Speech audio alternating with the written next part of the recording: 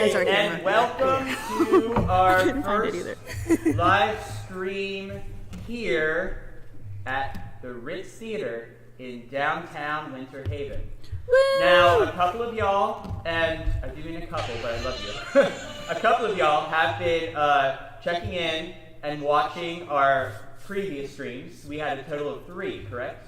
3? Yes, 3 games so far, yes. 3 games so far. 1, 2, 3. Our last one was Kids on Bikes, hosted and DM'd by our wonderful, fabulous... Which, if you haven't watched it, please go watch it. Yes. It was great. It's, if you're not familiar with the Kids on Bike system, it's really cool. It's like Stranger Things or It, or like... It's pretty great. A tabletop system, and it's amazing. It is. It was fabulous. There was rumors, there was gossip, there was all of it. We had a great time. So you can catch those, but essentially what happened is, if you're not familiar with downtown Winter Haven, in downtown Winter Haven there's this fabulous, wonderful, bright light sign that says the Ritz on it. And located beside that sign is this beautiful, wonderful, old vaudeville house known as the Ritz Theater. It has not been previously open to the public for various reasons, but we, in conjunction with Theater Winter Haven, are trying to get more people coming in to see the Ritz. As part of that, there's going to be lots of programming coming up in the next couple of months. And one of the things that we are trying to do is to get our wonderful gaming community involved in this situation, because as we all know, we love spending our money on quality entertainment as being nerds. So, and geeks and all of the wonderfulness that we are. So, I asked, and we received the wonderful permission to stream live here, hopefully, on Tuesdays, with the exception to one Tuesday a month starting in June, which we will be having a Tribute Tuesday here, so please come listen to the wonderful bands. And then, starting April, what was that, Ario? April 8th. April 8th, we will be having consistently what we like to call Hit It and Quit It D&D, which is why we are presenting this concept to you tonight. So hopefully over the course of the next couple of weeks, you will be entertained, enthralled, and so desire to come play this game with us. Because located behind these wonderful, wonderful people who you will be introduced to shortly are gaming tables. Wonderful big tables that will be hosted and, sat at by DMs who will take you on wonderful journeys, and you don't have to bring anything but yourself. We actually have a test subject here who has never actually played D&D. Please introduce yourself. I'm Lori. This is Lori. She is one of our friends. She's never played D&D before, but she's always wanted to play. And so we said, dude, come and play with us. It happened just like that. It did. Just like that. You might be on a stream and be our test subject, but that's okay. Yeah. Why not? I got nothing else to do. And that's very much what it is. You all know, as every one of us, except for maybe Lori, can attest, the difficulty is I want to play this campaign. It's a beautiful story. It's wonderful. I love the people. All right, great. Let's sit down for 3 hours and play this game. And you play it. And then you're like, all right, next week. Let's do it. Yeah. Oh wait. I'm off Monday, Wednesday. Yeah. Wait, but I'm off Tuesday, Thursday. Yeah, but wait, I'm going out of town Friday, and then... you four can do it on but I can't do it. Oh, okay, well, maybe we can play your character for you. Oh, the DM can't make it. So, we have hopefully figured out a way for everyone to, for people to come in, get their D&D fix, and then leave with no strings attached whatsoever. You don't even keep your character. So, that's going to be happening April when? April 8th. April 8th, which you will hear more about on our Twitch. All the time. On our Twitter, our Tweeter, and our Facebooks. And the Instagrams. And Twitter. And Twitter. Yeah. We say Twitter. Sorry. So, but in between now and then, we may or may not be having a couple of events here just to get we'll call it beta test, where we have our DMs getting used to the process. We are getting used to the process ourselves. This is all new to us. Although we do have a strong, fiery, wonderful passion for this. So hopefully everyone will come out and support us. Yeah, so before we get started, what I'm going to do is, after we all talk, we're going to have a little conversation, see if there are any announcements, and then I'm going to explain exactly what Hit It and Quit It D&D is. Now, Ariel, do you have anything you wish to add for what we're doing and who we are? Yes, you guys. So, I'm Ariel. I'm, a very big nerd. But one of the things I want to bring to your attention about what we're doing here is our biggest push for this is to get people to come to the Ritz Theater. If you live locally, you've probably heard of it. You've just never seen it or have never seen the inside of it. So our biggest thing is to get you guys to come and support the Ritz. With that, we want to say a big shout out to Dan Chesnicka and Tony for letting us use this space and giving us the opportunity to show you that nerds will come through if they have a space to play. So Monday nights is going to be our give back to the nerd community to say, or how we like to call them, Nerd Nation. Mm-hmm. And we like to give them an opportunity where they can come and play their games, new to D&D, old to D&D, tabletop gaming. We have so many cool and exciting events that we wish to do here, but we definitely need your guys' support and help. So please follow us on Instagram. It is One Stop Guild Shop Florida.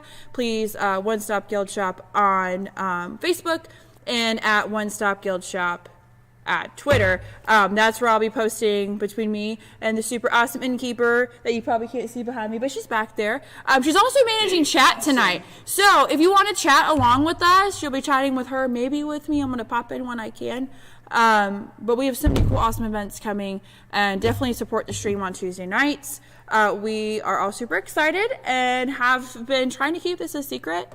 But it's been really tough. So the Ritz is going to be our home now, Mondays and Tuesdays. And thank you guys for letting us have it. We're super excited. Wonderful. Hey, let's give a round of applause. Yay! Again, that was wonderful what Ariel said. We just want to make sure that you know we are trying to, we're trying to make everything better. We're trying to make the Ritz better. We're trying to bring new life to the downtown area. And, it's going to be not a struggle. Not a struggle. It's never a struggle. No. We just bring your support, and we will support you, and we will entertain you. So come on, help us out. And there are other cool events coming to the Ritz that Theater Winter Haven is doing. And we were going to 100% plug everything that they do here. Yeah. All the shows they have coming, when we all know them for more information, we will plug it on our social medias and our personals and on our companies. We're going to have, always, Patsy Cline. There's going to be a Patsy Cline country show. Bird Call? That's a thing. Bird Call is going to be up there, which is actually kid-friendly puppet show about birds. It's basically, Sesame Street meets Angry Birds.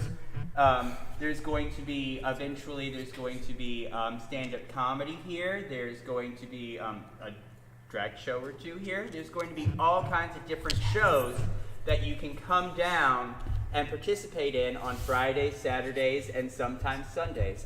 And now I know that all that is starting later on in June, so we have some time, and they're currently getting all of the calendar together for the next several months. When that happens, we will be announcing it here, and we will be announcing it on our Facebook, Twitter, Twatter, Insta, all those things. So please, when you see it, come and support in droves. It's going to be awesome. So, without further ado, see what I did there? I'm going to give y'all a little conversation on what Hit It and Quit It D&D is. So, before the game, our stream began, we had the players that we have before you, these four wonderful humans. Please go down the line and introduce yourselves one time. My name is Lori. That is Lori. Ariel. This is Ariel. I am Matt. This is Matt. And I am Kadish. And that is Kadish. They signed up with our wonderful, amazing innkeeper, Vicky. And That's me. She's in the back. She said, that's me. There's me. We decided ahead of time that we wanted to do a level 3 campaign. So then we went on to I'm not sure if I can say it, so I'm not going to, until I find out, a wonderful website that helps with the D&D creation process, and pushed the random character button. Once it was pushed, the players then decided on what alignment they wished to play, and then if there were a couple of options like what weapon they want to have, because we went for the basic starter equipment, and they chose their name. We then push the button and printed out the character sheet for them. They have not seen this character sheet. It is placed upside down in front of them. What will I then don't know happen how to show you, but it is is upside I down. will take It is. these story dice, which if y'all are familiar with story dice, they look like this. They come in boxes, like so. This one says fantasy on it. Open it, and there are story dice located inside. On these story dice are wonderful little pictures on all 6 sides of the dice. I choose a preset number of dice to roll. From this pack, I actually chose 9. From the basic starter packs, these 3 are the basic starter packs. How many? Okay. Then I chose 5 from the fantasy pack because guess what? We're doing fantasy stuff. I know, right? Shocking on! D&D's fantasy! I'm so confused. 3, which there are only 3, from the clue dice. And then what I'm going to do is I'm going to roll. There's a box over here. I'm going to roll all these dice, and then I'm going to start the timer for 20 minutes. And during that 20 minutes, I have 20 minutes to then take these dice and lay them out on, one moment please, I'm going to go away. Real quick, while it goes away, Chris Hansen, hi. He wrote in the chat, and I don't know what's going on, but it sounds complicated and cool. Don't worry, it's not as complicated as you think. Right, once we start playing, you good. You got it. And if not, message us and we'll totally explain it to you. Yeah, or you could just listen, we'll explain it to you then. Whatever you want. I'm going to take this board, I'm going to lay out the dice, and it'll tell me the beginning, I'll fill out the middle, and then I will have the end. I have 20 minutes to figure that out. They all have 20 minutes to figure out their characters and how they're going to play it, because they ain't seen their characters until yet. And then after that 20 minutes, which we'll be talking, it might be a little bit more boring than the show, but we'll make sure we entertain you somewhat. Then we're going to take that next 2 hours and 2 hours and 45 minutes to play the mini completely random campaign that I have designed and they are going to follow along with. When that time is over, I have to either kill them all or end it. We'll find out. You might die, you might survive, who knows? And then we tear up the character sheet, the characters go away, the scenario goes away, no hard feelings, no one gets hurt, and you didn't lose a character that you attached to harshly. So it is literally hit it and quit it, no strings attached D&D. Here we go. Are we ready? Yes. Please keep in mind, we've played maybe 2 games of this before now. Oh, yeah. So this is going to be really, really, really interesting. Yeah. All right, I'm going to get ready. All right, I have the clock started at 3 hours. I'm going to roll it, and then we're going to begin. Everyone, please be entertaining. Talk about your character. You can talk about this stuff out loud. Oh, yeah. Ask any questions you need. We are here for you. I also have spell cards over there. If you have any spells on your characters, get up, go find what you need. They're in a spell listing order because on your sheet does not necessarily have what they do. It just says what the spell is. All right. Very, very. What? What? Alright, here we go. I have the dice. Are you ready to rumble? Here we go. Why do I have Begin. Okay, Lori, flip your And character fun over. fact, I was here a little bit late, so I didn't get to pick my name or like any of the stuff. So this is gonna be funny to see what they gave me. Rogue. I know what they gave you. I'm going to need. Excited because I'm the entertainment, and that's great. Oh, of course Hey, you me are. too. Of course you are. Dear, may I please have the player's handbook for 2 seconds? Let's see. Just for I want to show her something real quick. Ooh, I haven't played one of these before. We'll use this. So, just read over. So the cool thing is you don't have any spells to worry about. Look up your spells. So that's gonna be super easy for you. You can be honest. I shouldn't have any spells. Oh, fuck, I do have spells. No, because you can look at the spells, right? But I know all the druid spells. So, Yeah, I'm going to be doing the same thing. can we talk about? However, you need to look up the So spells. this is really good to Or know. whatever If the anything abilities. attacks you with fire, you're resistant. So, hello, everybody. Hi guys! Because you are a fire genasi, so you're resistant to fire. So Apparently, my super name cool. is Bobby Boucher. Oh, you got Bobby Boucher! Bobby Boucher is a character that we made up, and we're super excited. Chris, we're totally going to go over all the characters after the 20 minutes is up. We're going to each go down and say what we are. So, trust me, you're By the going way, to be y'all are super probably blown away. watching me roll a couple of dice again. So. That's because I had several All pictures right, that I had. so on the you have last 30 one I hit did, points, which is so- pretty cool. Armor class is 11. Yeah, Holy shit. but it's fine. What we talked about earlier, Oh, so you have ladies and gentlemen, they're still good. This is a PG-13 game, PG-13. but trust me, It'll trust me, happen. that's a good If game. you saw these 30 stats feet. that was rolled for me, you would be laughing in my face. I may or may not have. Let's see that. Mama said, 3 wisdom. My mama said initiative sucks. That's not a +3. That is a total score of 3 on my wisdom. Oh my god, this is great. So, proficiency bonus ability, you don't have a save DC, which is fine. You probably Oh, also, These I'll are the take a languages picture of the final that dice you can roll speak. So that we can post it later. So if y'all there's wanna a see what it thing- looks like. So yeah, So if you ever this is say gonna be fun. something, who speaks I think I'm primordial? going You- back Oh, to this I do. voice for You know, this. dagger. So Let's see. it's really good that you got this because this is the My class passive that I perception am is without I'm looking anything 6. up. So I'll tell you exactly what you can do. So you have Oh my god. dagger, rape. Oh my god. And my so you can charisma choose is. I believe that's my to spell have a casting. rapier and a I dagger have a in your -2 hand. on Okay. that shit. You can have Got great you constitution can though. have a dagger and a rapier. You can just have a rapier. It's up to you. Okay. So how it says plus 5, and he goes, okay, roll to hit. 11. Gonna give me Okay. And that's what you no say Eldritch Blast. to hit Eldritch Blast. He didn't give me Eldritch Blast. These are all of Chris Hansen would like to tell you guys that, Yeah. that Bobby Boucher guy sounds kind of interesting. Bobby Boucher is gonna be the Bobby hero Boucher of is the a campaign. little, like, yeah, And all of this he stuff gonna be is stuff that I will explain He is a when it comes fire up. genasi Because warlock. this may not ever come up. Okay. with a charisma But- of 7. What will come up is the 3 things you can do. With your attack.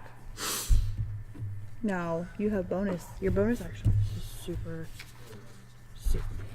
I'm very excited for you to get this. So, Wow.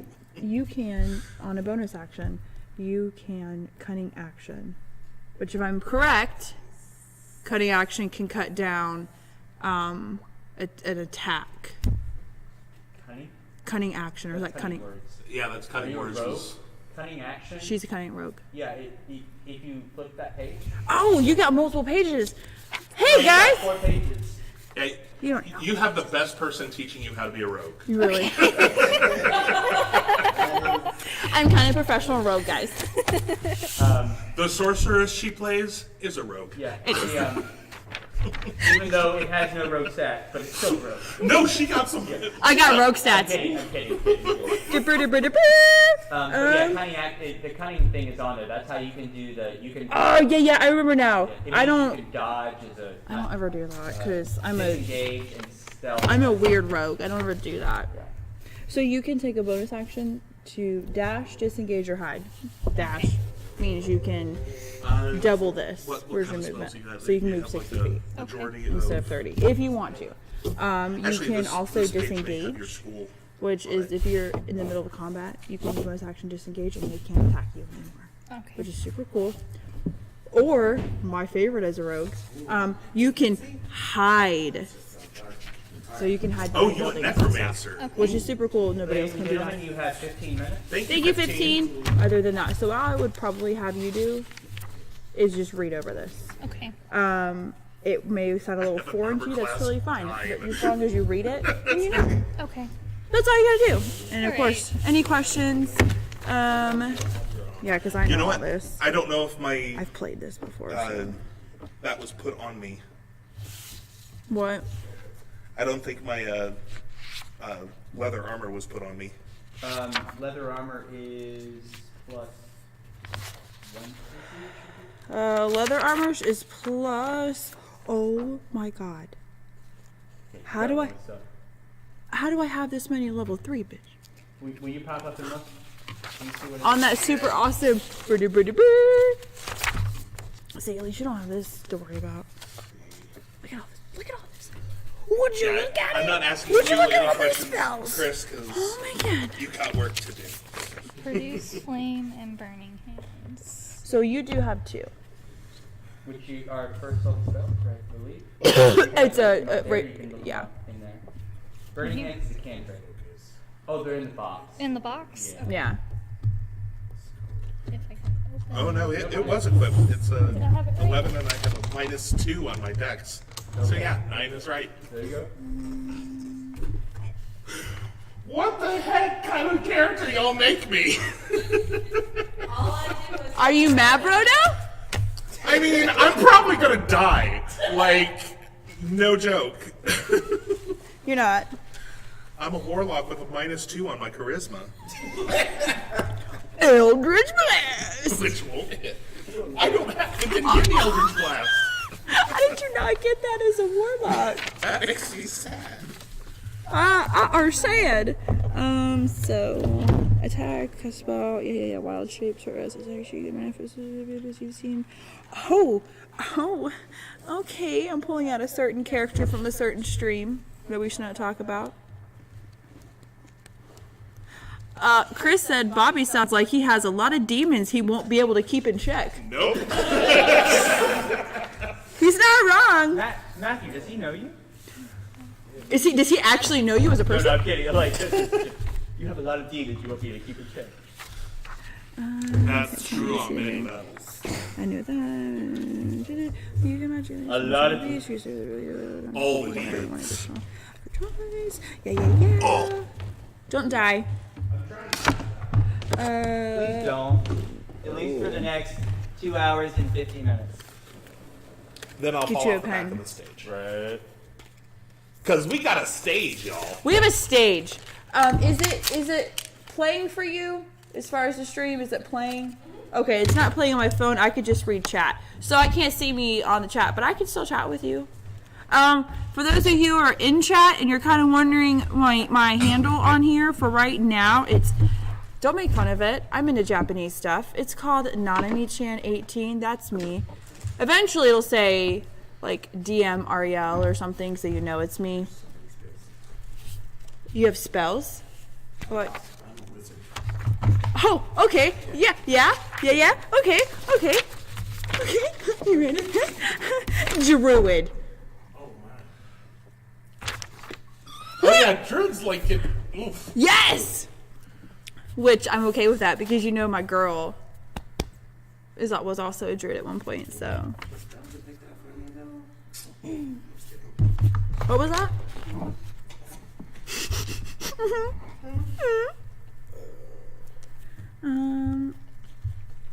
Matt, what's your character's name again?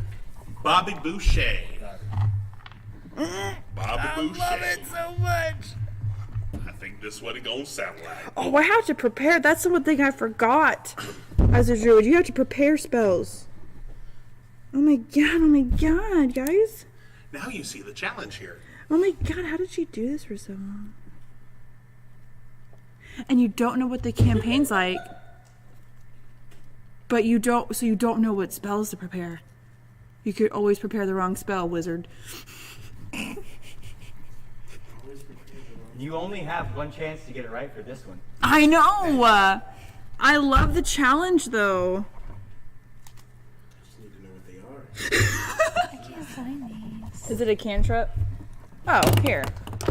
Produce flame and burning hands. Awful good I've just been warlock. leaving practice on him. I've never heard of that before. Who's my Okay. patron gonna be? Yay. Innkeeper, you will have a helper here in the next 45 minutes. Yes. Very nice. He had to go grab his portable gaming device. Ah, Yeah. understood. Yeah. You needed to switch it up a little bit. He needed to switch up his game a little bit. What are you again? You are a rogue, but you're a fire genasi. Okay. So the reason why you got those spells is because of your racial trait, which, Hi, everybody. We're not ignoring you. we're not. I'm so sorry. We love you so much. Thank you for joining us tonight. You guys tell all of your friends right now while we're doing this. Exactly. So check it out. It's completely random. So we don't know what spells to prepare because we don't know what's gonna happen. This is complete D&D improv. Fellow DMs, in the Dungeon Master guide, will it have Genasi? Because it's not in the player's handbook. The race Genasi is not in the player's handbook. Because I'm pretty sure it was It's an add-on on that thing. What are you wondering about? for her. For the her two racial spell traits. Racial spell traits. I just want to write down what it is for her. But could I? Well, those spells should be already in your. But she doesn't know what they are. It actually says next to them because I'm also a Genasi. If you look in the. Are they in here? Because we can't find Yeah, cantrips. if you look at the lower ones, the lower stacks, at the. Down here? These ones. Those are 9. Look on the back. Oh. Oh, you're looking for like. So yeah, so she can read the Here. spells. Well, I mean the spell. There you go. The black ones. Oh. Look at the bottom, and it tells you the Genasi. So you're a fire. Yeah. And Produce flame and burning hands. It's okay, there we go. We just don't know how to read your box yet. Okay. We'll figure out. PG-13. So now you Hey, can. that was. That was pretty PG for us guys. That was.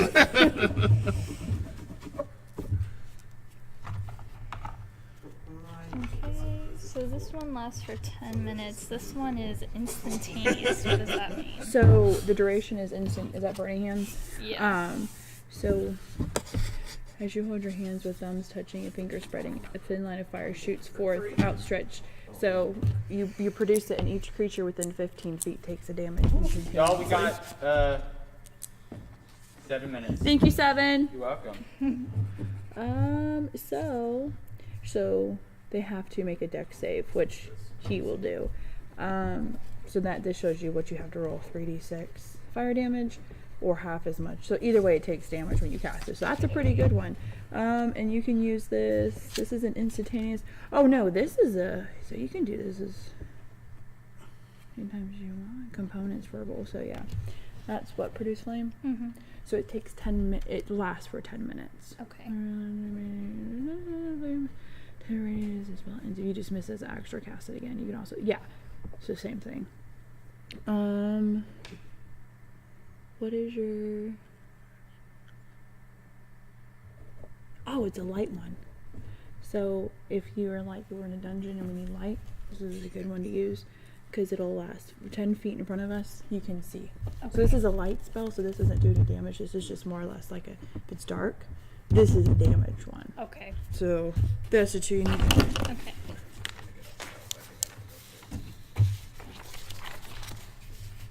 All right, I have two. Ooh, always prepared.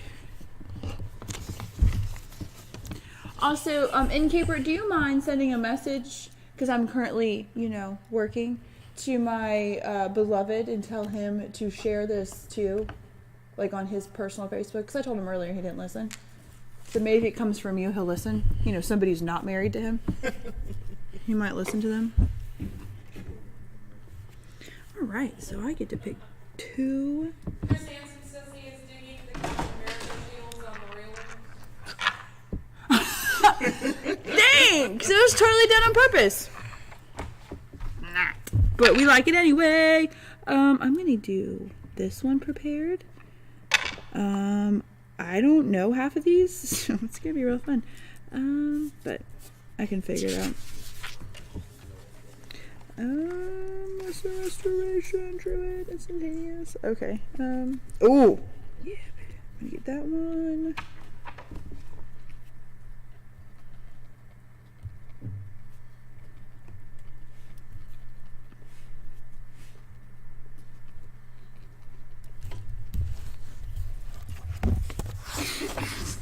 Furiously writing and. Sorry, now everyone's like, oh, yeah, wait a minute.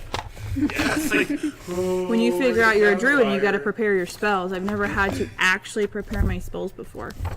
This is so weird, you guys, but I like it.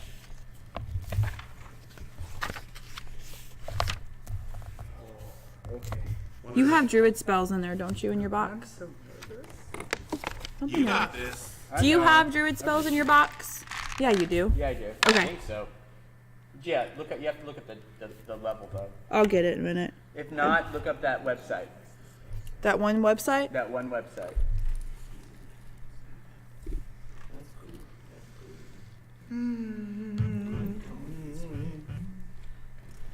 Ladies and gentlemen, in case you're following at home, no, y'all are good. Y'all keep writing. Okay. Ladies and gentlemen at home, some stats may be changed to protect the innocent. So you might recognize a creature. They probably can't handle the creatures I'm going to throw at them if I actually threw the actual creatures at them. But in order to fit the story, we shall go with it. Let me see.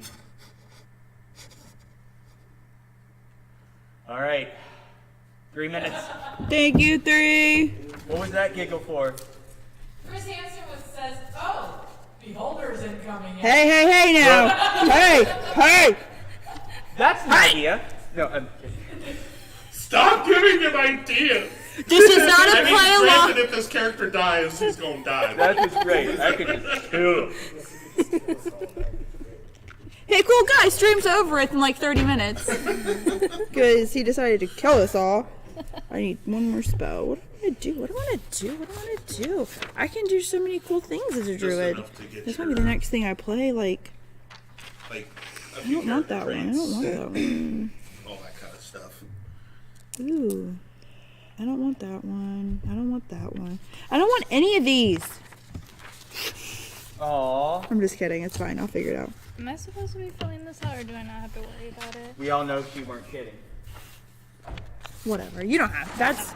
That's mainly if you want. Spell slots. Don't throw mind flares. No, we won't do those either. Okay. 2 minutes. That's if you want to. Throughout how we play. All right, so let's figure out if you have druid spells in 2 minutes. First level and second level druid spells. Okay, looks like I can see in the dark. Which is To 60 super. feet. Oh, there's a bard. It says shades of red. So I you guess can everything is see, red. A monk. Arcane.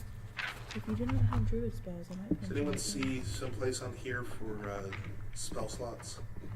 I had to circle mine in, if that makes any sense to you. Because I have all my spells, but I don't have any indication of how many spell slots. Level 3. Level 3. Oh! Level 5. What? Mine doesn't have that. Any of these guys. You're a warlock. That's different. Let me, because. You got a lot of freaking Moment. bard I'll be right back. spells. So many bards. I need to do some research because I've never played a warlock. You know it's in spell number order, right? Yeah, I saw Okay. that. Let me see. Yeah, but you don't have any druid. Okay. Here we go. That's cleric. Bard. Paladin. Oh wait, this will help me. Continuation paladin. Arcane. Man, you have cantrips. Great. Oh, Okay, okay. so I need So to here it is. know. Ooh! 2 Sorry, packs. sorry, Oh, Mike. there You it have is. 2 slots for any of those. Okay. That one. Alright. That's the thing about warlocks. 1d4. So They this can is a cast the heck D4. out of The cantrips, little, Mm-hmm. the but they triangle only have one. like Okay. And then 1d3. 2 or 1. oh, it's a D4 plus 3. Oh, D4. So you would So roll both this. of those are 1d4. Okay. So you would roll that and add your plus 3. All right. You need a D6, which is this, and a D8, which is that guy. So that's a d6. Yes. And that's a d8. That's All a right. I d4. think Time's that's all up. you need. Alrighty. What do you need? All right. Yeah, you don't have druid spells. Yep. All You should right, totally buy ladies them. and gentlemen, so as we begin, let us go down the line. Please give us a brief, your character name, your class, and anything else you wish to say relatively shortly about your character. Voices are encouraged, they are not necessary. Okay. All right, here we go. Shall we begin? Let's start with Kadish. Teach, that is just a whole line. My name is Sheila. I am I'm gonna say it wrong. I am a variant astronaut. Yeah, that. I'm a wizard on the school of necromancy. I have a nice gold skin, gold hair, kind of like, I don't know if you've seen it. Of course you've seen it. Guardians of the Galaxy. Kind of those people, kind of like. But yeah, that's all I'm gonna say. Okay. That's all I have. My name is Bobby Boucher. I'm a fire genasi man. And what you see, and I'm a warlock. And what you see before you is this fire genasi man. He's bald. He's got tan skin. He's got a big old beard, but it lights on fire because he's a genasi. And he's about 6'2", and he's got really fire red eyes. Just so y'all know, that's shorter than Matt. Way shorter. Way shorter than That is definitely than true. actual Matt. So I get to play a shorty of this. Hey, Shoddy. And that's what I'm going to say about myself. Okay, you guys. So my name is Little Sapphire. I am a rock gnome druid. I have long, red, fiery hair, and I'm like super sweet on the outside, but I don't understand people don't like me. That's all I'm gonna say. Okay. Creamy on the inside. Alright, so my name is Gwendolyn. I am a Rogue 3 Fire Genasi, Guild Artisan, Guild Merc. I have long silver hair with very bright red eyes. I am very tall, very muscular build, and very fair snow-like skin. And that's all I'm gonna say. Wonderful. Perfect. 2 people on the end, a little louder, but we're good other than that. I can move. Go ahead and move that microphone a little bit in that I'm way. not a person to yell, so. Oh, I No, know. you're fine. No, No. this is just to make you. I can yell, Yeah. so No, this is just to I'm make you loud. aware so they can hear. You good? Girl, trust me, you're fine. All right, so without further ado, here we go. So, we are actually on the outskirts of a heavenly realm. It is kind of in limbo between the mortal world and the realm of jails, bails, and bardos. Yeah. You know those areas in town, like, that are right outside the courthouse where it's like 10 bails bondsmen down the street? It's like Starbucks, but for jail. That's where we are. So... Love it. all right, guys, we're beginning. Okay. In this town, in this godly realm, we actually go to our main character, Bobby Boucher, a bail bondsman of the lower echelon. Like, not the top one you go to, not like the second one you go to, not quite like ABC brand vodka, but we're talking like rail shelf vodka of the bondsman departments. Bobby Boucher is the Monday crowd. He is not the weekend when everyone's going. He is trusted with the Monday mid-afternoon because he is the son of the bondsman god, Gobster Glynn, and a heavenly harlot who his dad can't really remember her name. She was probably just a mortal. She was probably like the Wednesday crowd stripper. But he just knows that, that's his mama. There's a morning crowd? So, Okay, sure. currently, we open as Bobby Boucher is on his 3rd hour of the bail bondsman trip. In the waiting room, we have, waiting to be heard, Sheila, who is visiting town, visiting mom and dad from out of state, from college. And she found herself, after a weekend,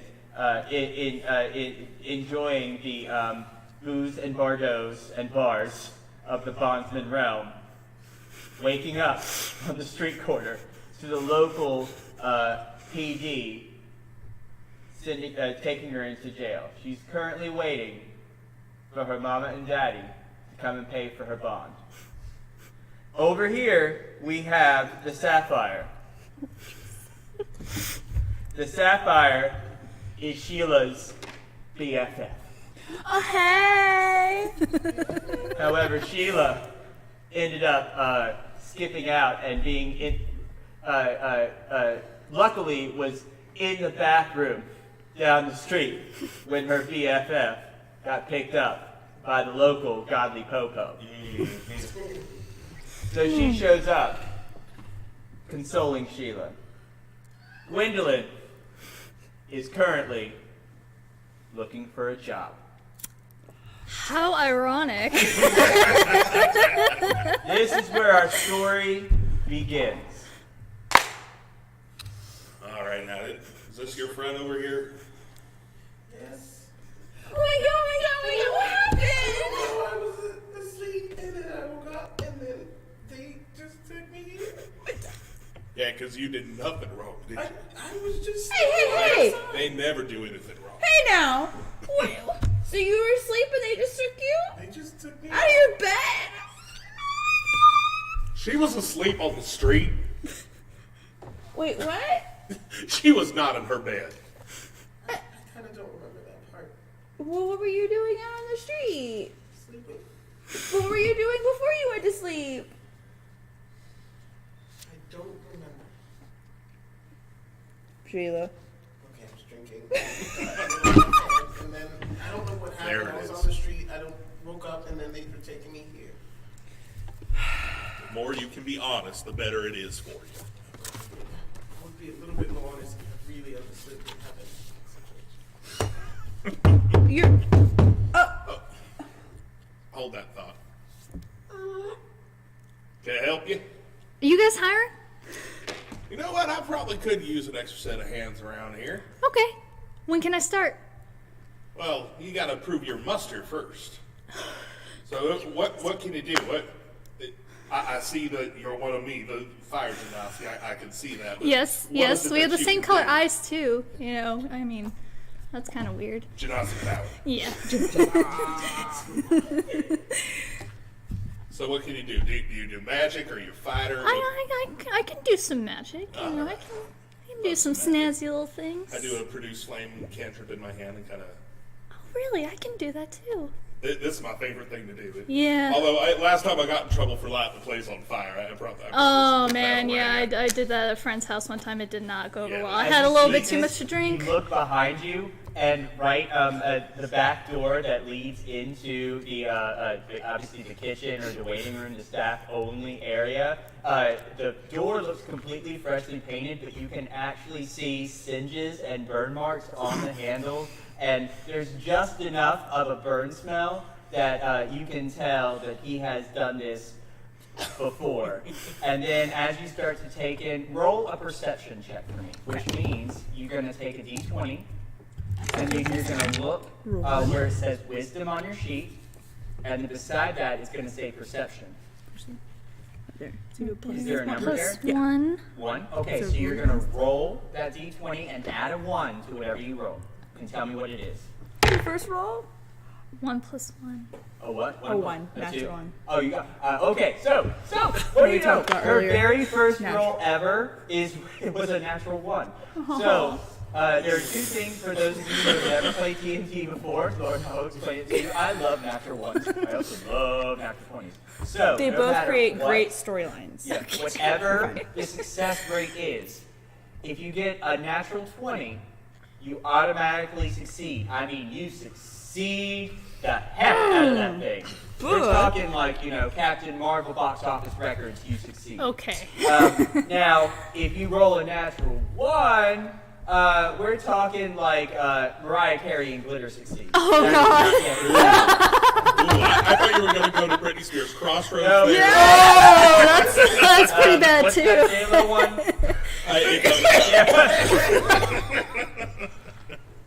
They're not going to watch the show. Either way, you fail miserably. In Okay. this case, you fail so miserably that as you're staring, you notice this flame going on. You are so focused on the burn marks that your head starts going over all the different ways you could fix it. You could wipe it off. You're obsessing over the burn marks so much that the fire genasi that you're trying to get a job from is doing all these tricks, talking to you, trying to impress you. You just ignore everything that he just said. You have no idea what he's saying. You just zoning out, girl. You're gone. So, as you're zoning out, as our two friends here are consoling and talking to each other. By the way, Sheila, I'm going to need you to make an insight check, please.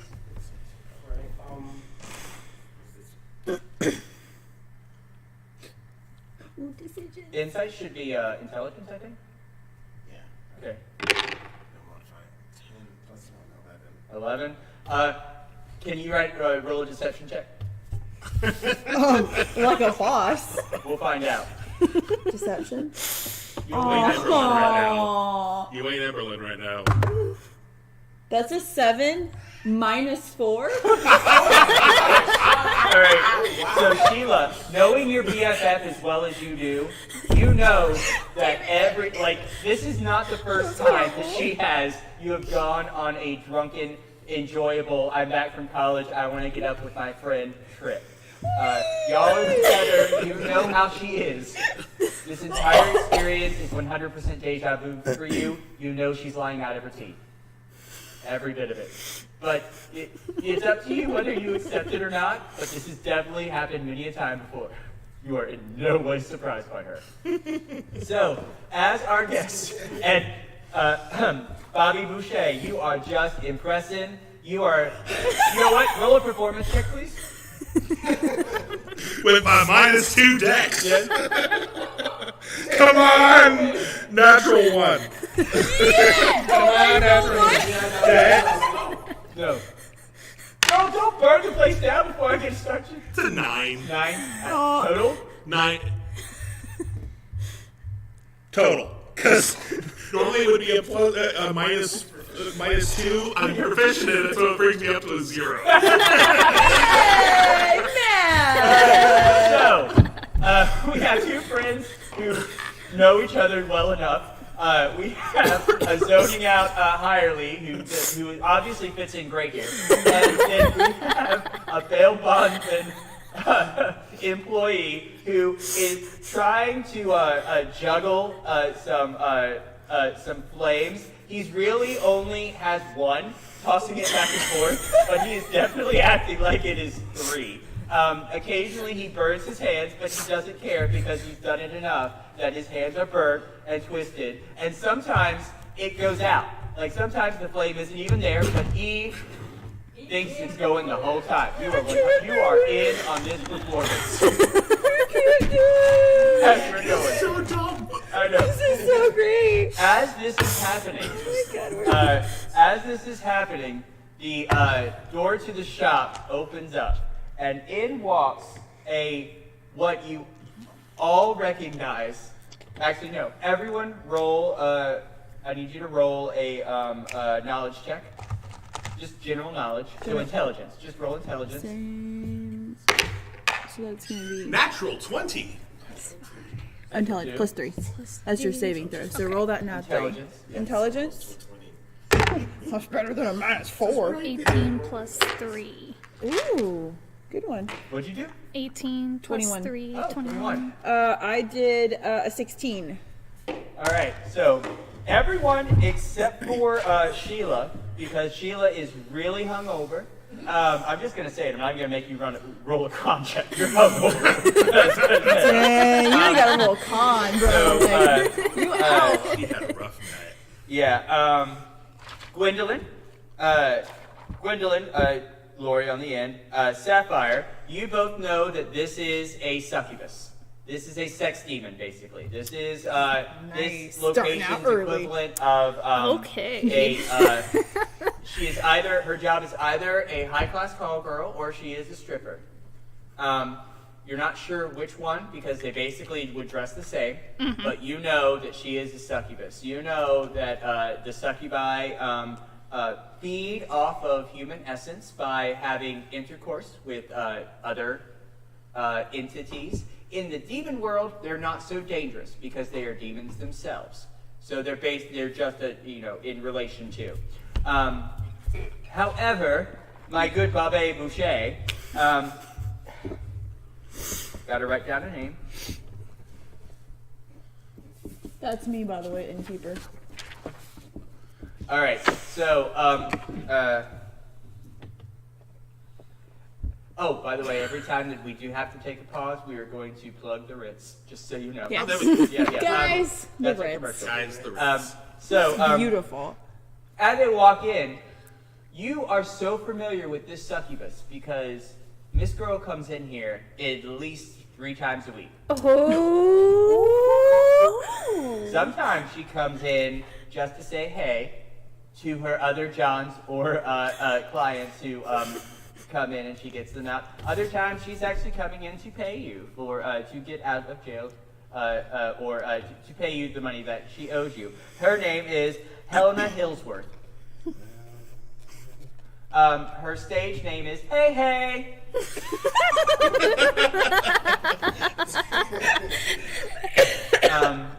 Yeah, she is a constantly going client. You know that she has a incubus pimp. You know that an incubus is the male version of a succubus. If they do have intercourse with humans, the female human becomes pregnant and has a baby over the course of 6 days. 6? Yeah, pretty fast, pretty fast. They do not sparkle in the sun, though. None of that shit. No. We don't do that here. That's another story. His name is Herman. Herman. Yes, I made those up. Thank you. Part of it. We're going with it. His name is Herman. So Helena walks up as you're performing. While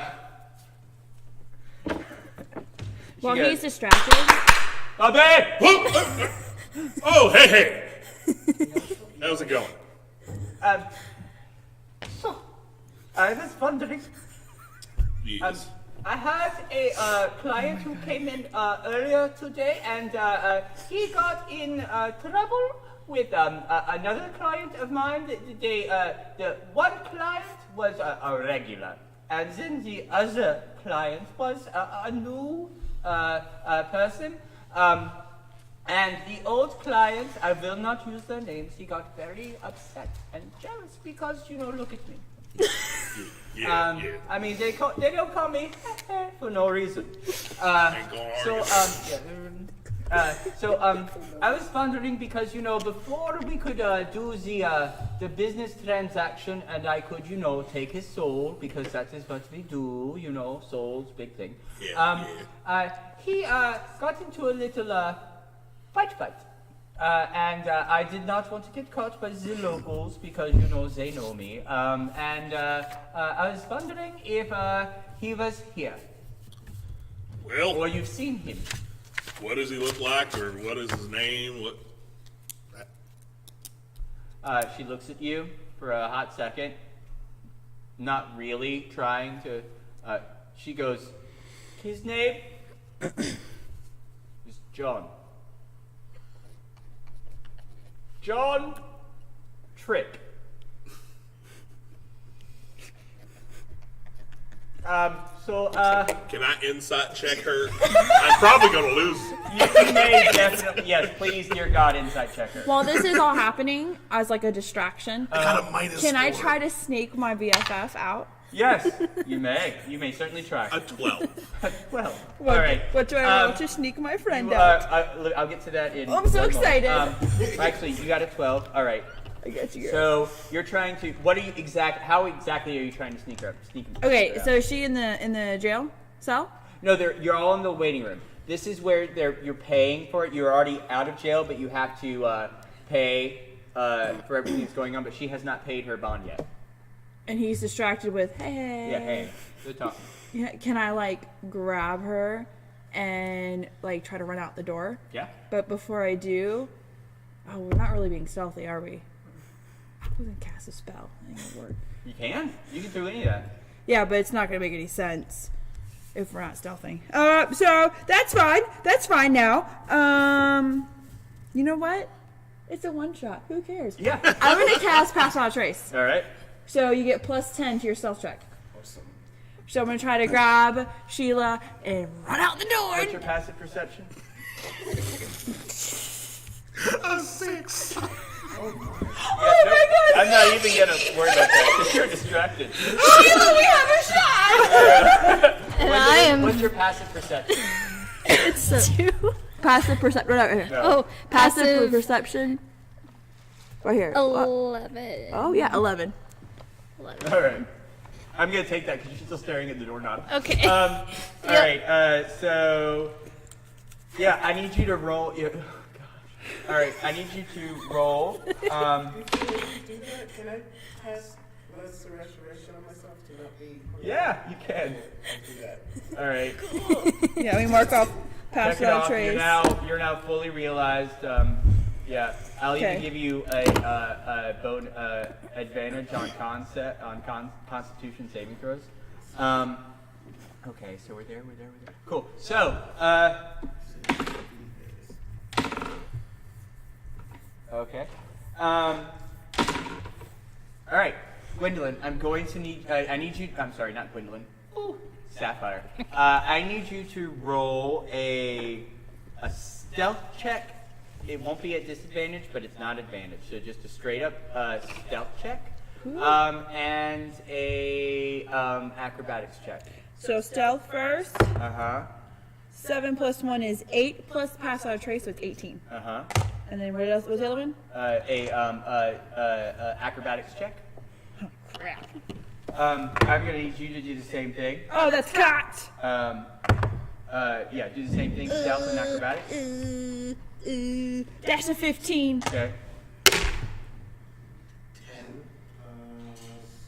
0 plus 10, so 20. 20%. All right. Acrobatics. Is that cocked?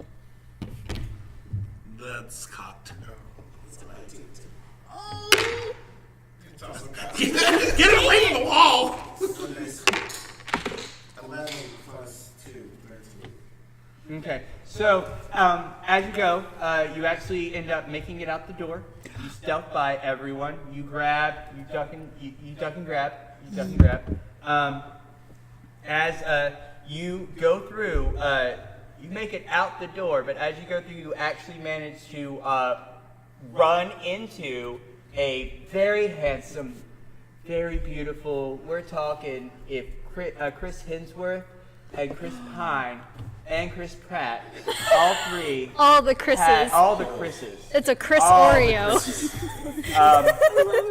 had this amazing, beautiful love child standing before you with big, beautiful bat wings and what looks to be the fantasy D&D this one-shot version of a pimp suit on. Little Sapphire's aroused. Little Sapphire. You what? I'm still trying. Yeah. You don't run into him and hurt, and he doesn't really pay any attention to you. But I need you to roll a wisdom saving throw at disadvantage. Oh my God! Wait. At disadvantage? Yeah. Unless you have a charm. I have advantage on wisdom saving throws. Oh wait, is it magic? if you have advantage, then you have then it's a straight up. This is a straight roll. Okay. Wisdom saving throw. Oh my god.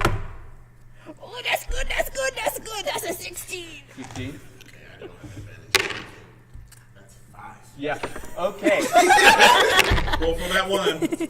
You are just amazed at how pretty he is, but you actually you see him, and then you are free to continue on. However, as you're holding on to your friend Stella, you feel a very strong not moving. Hey. And as you do, you are enthralled and amazed by this beautiful specimen who begins to walk into the shop, into the bail bondsman location, looking for, hey. Do you follow? Well, you have to follow. You follow. I'm trying to pull. Come on, Sheila. We want to go back in there. I don't listen and I just keep going. Okay. Oh, God. Hang on. I just go, I guess. I can't leave my BFF behind. As y'all go in, this beautiful specimen, as you well know, Bobby Boucher is Herman, walks in and says, "Hey, what are you doing here? You're supposed to be working out on the street." "I know, Herman, I know, but I was trying to get, I was trying to find, you know, the souls that you want me to get for you. I was trying to, we didn't quite, seal the deal. So I came to our good friend Bobby Boucher to see if anything was going to happen." Well, DM, has anyone else been in that bay besides these? No, you have not seen it. This is the only people that are here. Well, not to my recollection. These are the only. Wait, how did you get around me? What? Herman all of a sudden notices you two walking back into his wonderful bondsman house. What? Wait, These are the Herman only- does? Yeah, not Herman. I'm sorry, Bobby. What? Y'all were just sitting. What? How did you get? You must be going blind, old man. We were back there the whole time. I'm gonna call bull on that. So I remember y'all were back there. I was tossing my fire. I was talking with It looks like you got a Helga, little Miss Hey. up in your mind. Well, Am I still zoned out on the door? No, you are definitely not zoomed down the door. Once the succubus comes in, you are completely aware of what's going on Okay. in the room. yeah, hey, I ain't seen nothing but these troublemakers today. Understood, well, you know where to find me. And she walks up and she gives you a little peck on the cheek. Yes, I'll let you know. Herman goes, "Okay, darling, let's get out of here. We still have souls to get." And they both start to exit. Now, as you start to exit, you, in your absolute Damn it, enthusiasm, Sheila, put in your pants. go to reach for Herman. As you reach for Herman, Oh, God. Herman subconsciously just backhands you. Yeah, bitch. It's let's see. Okay. Level 6, that's a 6. Check your AC. Oh, 10. 10? Oh, alright. No. He doesn't actually hurt you. However, you are knocked 3 feet backwards due to his ring hand feet that I just invented. Ring hand feet. Ring hand feet. Is that ring hand We got shut the ring hand. But you don't take any damage whatsoever. So as you see this incubus backhand your friend, what do you do? I look over at him. Hey! That's not nice! That's all I thought about. Roll for intimidation. Okay! Okay. Intimidation? Mm-hmm. Oh my god. Bobby sees this, goes, Nice. That's a 12 minus 4. That's an 8. So, Herman goes, no. You want to come at me? You want to sit down? I want to come after him. Okay. How do you come at him? I'm gonna use all my druid abilities, and I'm gonna not do that, what I thought. I'm just gonna whip out, maybe my quarterstaff, Okay. and I'm gonna like, pop, pop. You're gonna attack him. Wonderful. All right. So not like a heart, but like a no. Just to know I mean business. Don't touch my friend. I don't want to hurt him. All right. Because I know he can kill me. Yeah. But All right. So you're gonna smack him back. All right. In that case, as this happens, and as she is very familiar, Hey is very familiar with Herman and his temper. She actually runs out of the room, trying to escape from his wrath. As you go to hit him, 11. All right, so roll for attack. Depending on how hard you hit him, will show how if you enter combat or not. oh god, with my quarterstaff, that is a offhand strike. Yes. That's unarmed strike. Really? God, that's a -1. 9. And -1. You have to look for that one. Yeah. Okay. So, in your attempts to just show him that you're basically a feisty basic girl, you go to hit him. You go to hit him in his crotchal region. However, because the way that his outfit is, the fact that he is very, very, very familiar in his line of work with feisty, hot-tempered women, he knows to move his leg a little bit so you don't quite hit him. He also knows that if he pushes you a little bit backwards, you're gonna calm down. So as you try to hit him in the groin, he actually hits your staff to the side. As you go to hit him with the top one at his head, he actually smacks it away and pushes you backwards. And it says, "Not today, little girl." And then he turns around and walks out. As we Do I roll for pride? Roll for pride? You may absolutely roll for pride. Make that a Constitution check. Oh, there goes the Constitution check. Yeah. That's a 19. Pride's not hurt, guys. Roll wisdom. Dang, man! Wisdom? Kill him with all these wisdom checks. 8. There you go. All right. So, because of the Constitution check, you managed to keep down your the butterflies in your stomach that have come up from the fact that you have just been degraded by this big, huge incubus after your night, because you are very prideful. Very, I can take care of my own stuff. Kind of, what are you again? Rock, no. Kind of no. However, your pride is seriously hurt, but because of your constitution and your strongness, you do not upchuck from the night before, and you manage to keep some semblance of your dignity intact. Now, as this is winding down, our dear, wonderful bail bondsman, Bobby Boucher, in his wonderful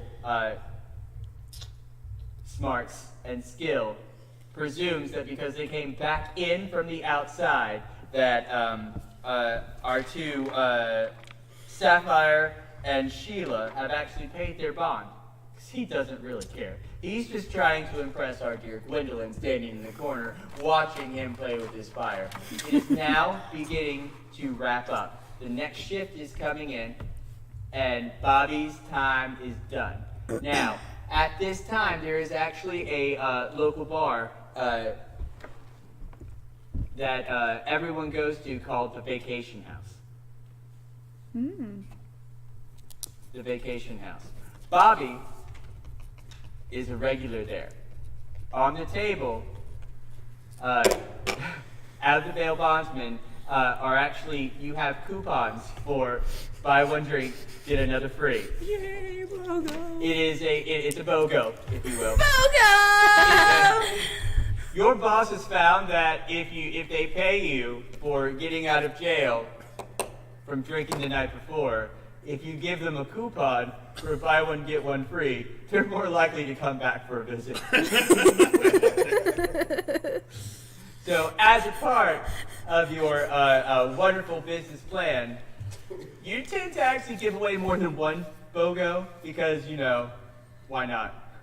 So you have actually given out every single to all the people in the bail bondsman. You've made it rain. You have made it rain fire. And you invite everyone to the vacation house. Free drinks next door. And it really is not a suggestion. It's more of a, you're going to come, right? Everybody, next door. Let's go. Let's drink. Go. You have the option of not continuing on to the vacation house, but you do have a buy one get one free drink coupon special. Oh, wow. Several. I mean, I might as well use it. I mean, might as sure well use thing. it? Yeah, Sure come thing. on. Yeah. I'll come with you. Continue party? Free drinks, free drinks. Free drinks? Let's Yeah, let's do it. Woo! So We all as go. Bobby switches, First round's on you, man. First round's on the coupon. But it's a BOGO. Don't you have to buy one to get one? Yeah, you gotta buy one, don't you? Then you get one. Sheila So- and I aren't used to buying our own drinks. So. as you walk out of the bail bondsman area, you actually come to what looks like it's a big sign that says vacation here, and there are big huge arrows pointing down, and the neon sign actually looks like a really ugly, wonderful, festive Hawaiian t-shirt that's just glowing and blinking. It's my Oh gosh, I am in Vacation here, and disgust. it's actually, you actually have to walk downstairs to go I'm a bit of a snob. into the vacation hut. going to Martiniville. As you walk down into the vacation house, you come down and there's a wonderful little beaded door with beads hanging down, and a what looks like a very old, very crony and shriveled humanoid standing there waiting to check IDs. What's his name? You don't know his name. Oh, I've never seen this individual. Not this one. No. Okay. No, you just don't know his name. Oh, okay. You don't care about his name. Fair enough. Yeah. He doesn't give it to you. What do you do? I go up to him. Hello. I need to get drunk. And these people, I won't say fine people because I were in jail, but. I wasn't in jail. I came in looking for a That's a job. fine person. These two, however. Just because we have been to jail does not mean we're fine people. Exactly. Sure. Rude. Good one. All right. Same deal as usual. Of course. And he gives you a little wink. Wonderful. Go on in. Go up to the bar. Make as much racket as you want to. You are in a Disney plane devoted to jails, bars, and bardos. Love it. Enjoy yourselves or don't. Come back tomorrow. They wave you in. Oh, sorry. Before I walk in, I pass Skylight and I just write Sheila's back. I just assume she does that every time she walks in. I standing there, the actual. So you're actually underground, but you managed to hit the display so that everyone else in the street actually sees the letters in the sky writing Sheila is back, and an arrow just goes straight down to the little hole in the floor. Why do I get a feeling it's going to get really busy in here real quick? As you go in, it looks like a generalized dive bar. But in a Disney plane, you have over here, you have some more fire genasi. You over here you have some sturges, which are like basically big the demon version of mosquitoes. In the corner, drinking some blood out of little vials. They look like they've had a nice hard day. Everyone's kind of separated into little things. In the back corner, near the jukebox, you actually have some very metallic-looking objects that you know as helm horrors, standing there, playing and pushing, picking the songs, not letting anyone nearby. And then at the bar, you actually have hold please. Guys, the Ritz Theater. The Ritz Theater is awesome. Look at this Beautiful. gorgeous place. If you could see, super pretty. And don't you want to see the inside? If you've never seen it before? Yeah, it's super nice. So, you're going to have to come see all the wonderful shows that are coming here and come play D&D with us. Yeah, you can do this exact thing with us. Yeah. So, behind the bar, you actually see what is a Marilah, which is a female-looking humanoid on the top with long snake-like body and 8 arms, just mixing drinks. That's pretty Mixing drinks. cool. That is a practical profession for her. She's mixing drinks, and she recognizes you, Bobby Boucher. She waves one of her 8 arms at you. I go up to her. So, you have some more customers for us? Why, yes, I certainly do. I got 3 with me tonight. 3. Oh, I recognize those 2. Who is this one? My name is Gwendolyn. Gwendolyn. What are you in for? I will. Or out for? I will have a White Russian. Okay, I was asking. Oh, she wants a job with A us. job. Oh. And as And she that too. as she is looking over at Bob for exactly what you're doing here, before you appears from one of her other hands a White Russian. Because she has been mixing it while you were talking, or while she was talking to Bob. That's a neat party trick, by the way. So, Gwendolyn, does she get the job, Bob? I think she does. Oh, thank you, sir. Thank you so much. Oh, my goodness.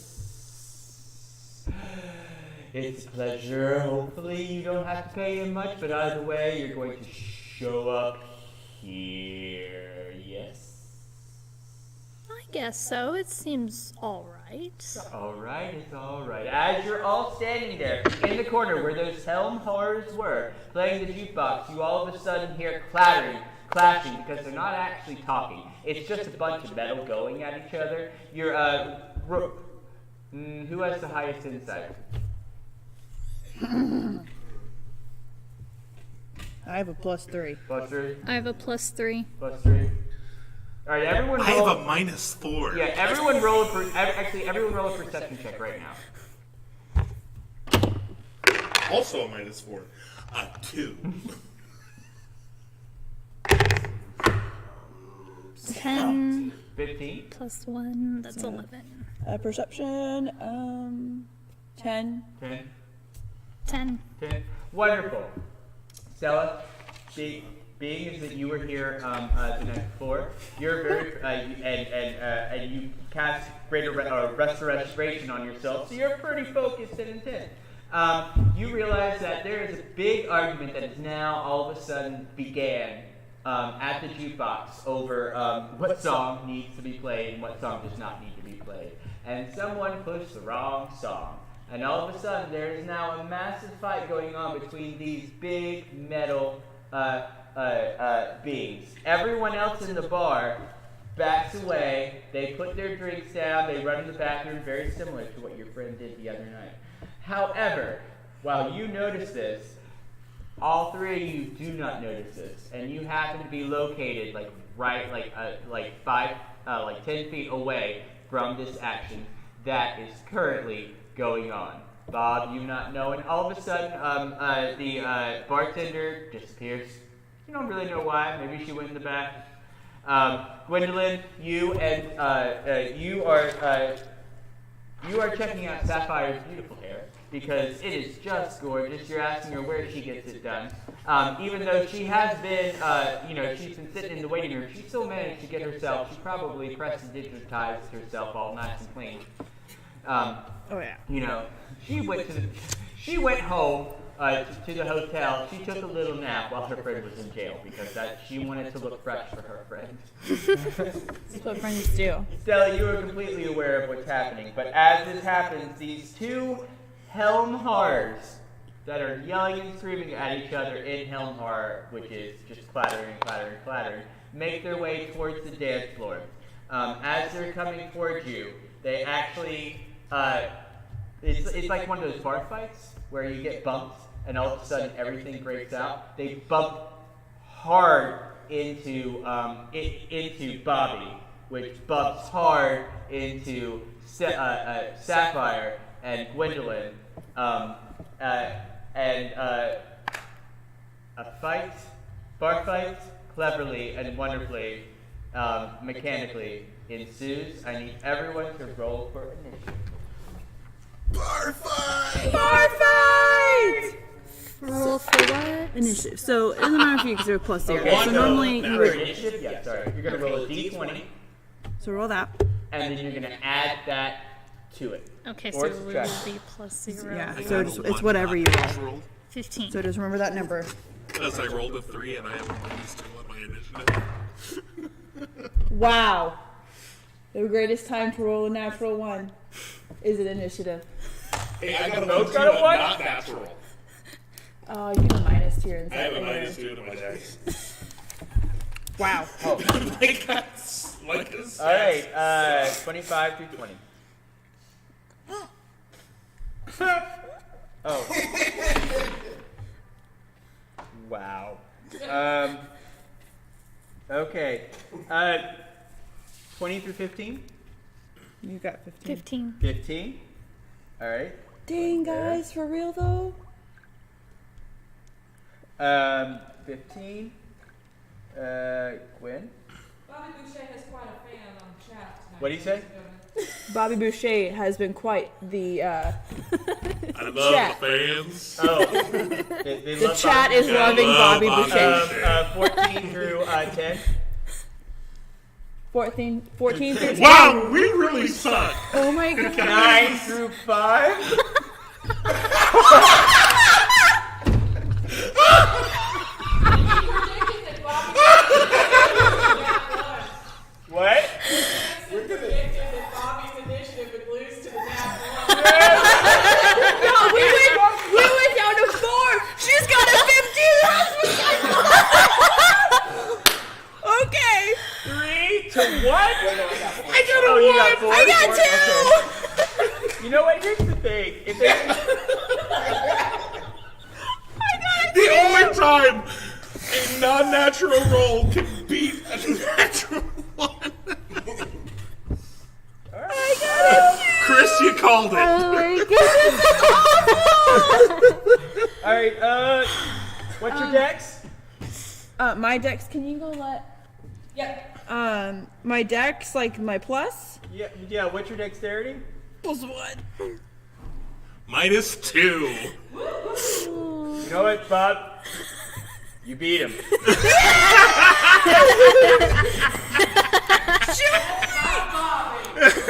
Bobby Boucher is winning tonight. That's my Bobby. All right. Alright, I gotta get off chat because I have to look up my spells now. All right. So, as you're standing here, these Helm Horrors are just beating on each other, beating hard. Because of your initiative rolls, I'm going to say, Stella, because you notice him, you actually back up into the bar, and as you back up into the bar, you actually get caught in between the stools, so you can't actually get. So that's so you're actually tucked away just slightly against the bar. Sophie and Bobby, you get tripped up so much that both of you fall down and are rolling on top of each other, prone.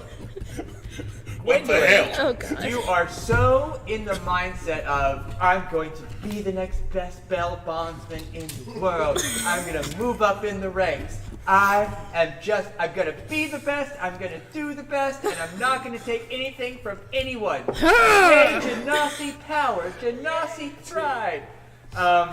So much so that as this plethora of chaos and conundrums come charging towards you, you actually take like one step back, and as you throw your arms up in the air in like, it's a great day, and they just fall before you in a massive mound of debauchery and absurdity. Wouldn't have it any other way. I know. However, because they are the ones who essentially initiated this unintentional bar fight, but is it really unintentional if you're in the plane of bars, bonds, and bardos? I feel like this happens every time I come in here. Is someone? Yep, every single time. So they are going to go first. And Of course they They are. are. Yes. Have you seen our initiative? It didn't matter. They rolled an 18. Like seriously, let's know something. Those low initiatives don't really matter at a point. You know what? I'm gonna roll for both of them separately. I rolled them. So you know what? Because of that second roll, one of them goes after Gwendolyn. So there's still. Oh, I got you, girl. Ain't nothing gonna happen. No, you're Oh my good. God. That does. So what's going to Absolutely happen hysterical. is both of them, because they piled onto you two, are going to essentially attack the two of you. Oh, of course. Why not? That's Wait, who are what's they gonna happen. attacking? So the Helm Har. They ain't gonna have a hard time hitting me. All right, write my all right. spells So the first Helm Har is going to go is actually going to go after Bobby. Okay. So Bobby, it's going to roll after you. Oh my God. If you beat a 9, you hit me. No. See, that's what's funny. Jesus. That's what's funny. I keep forgetting level 3. Like, that's a sort of nod. Yeah, okay. This shouldn't Because hit they're me, adjusted. anyway. I rolled a 6 and a 5, so I'm taking it down to a 3. So the 6 is a 9, and the 5 is an 8. The 9 hits? Yep. The other one does not. Wow. 6 and 5, y'all. 6 and 5. Oh my god. Wow. All right. You take 8 damage from Right. his. So as these two massive armor plates, and by the way, these armor plates are not like nice shiny plates. It looks like they are like the blue-collar version of Helm Hars. They've been working all day. They're welder. They're the welder version of demonic armor. They're worn. They're worn on themselves. They've obviously been drinking a lot of oil. But like the oil you get from the gas station, not quite the oil that you get for your VW. So as they're going, and they start swinging at you, maybe intentionally, maybe not. The first one just glances off of your wonderful Genasi hide. The other one smacks you right in the side of the head and clips you clips you off the side, takes a chunk of your ear off, and takes a bit of your fire beard off as it goes. You got a By shave. my beard, you will pay. There's a little bit of a flame, like it looks like it's like your beard actually gets a little bit white from the heat that's radiating off of you because it touched your beard. However, you recognize this Helm Har. This is Stanley. Stanley's gonna fucking. Sorry. You we can know- drop one for PG-13. Yeah, you know his friend is Steamer. Of course it is. They work down at the factory. So, Gwendolyn, it is now your turn. Oh, You Lord. seeing this happening. You're seeing your future boss, or what you hope to be. He's already told you he's your future boss. You know that this is a close-knit town. You know that there are fights, but you know you could or could not get into trouble. Now you are in initiative. You are in a fight. You are in a bar fight. What do you do? Okay. What do you want to do? Yeah, anything you want to do. I will use my hand, ball it up in a fist, to punch him back. All right. So that's going to be an That'll unarmed be strike. an unarmed strike. Okay. So roll that. Who are you hit? Oh, wait, who are you punching? Stanley or Steamer? I'm gonna punch Stanley. All right. 7 plus 5. So 12. 12. All right. So as you go and you punch Stanley right across the jaw, it actually because this is a nice durable. It's dented, but it's durable armor. You actually go to punch it and you hear a ding, but barely anything whatsoever. You don't actually do any damage. Okay. Is there anything else you can do? I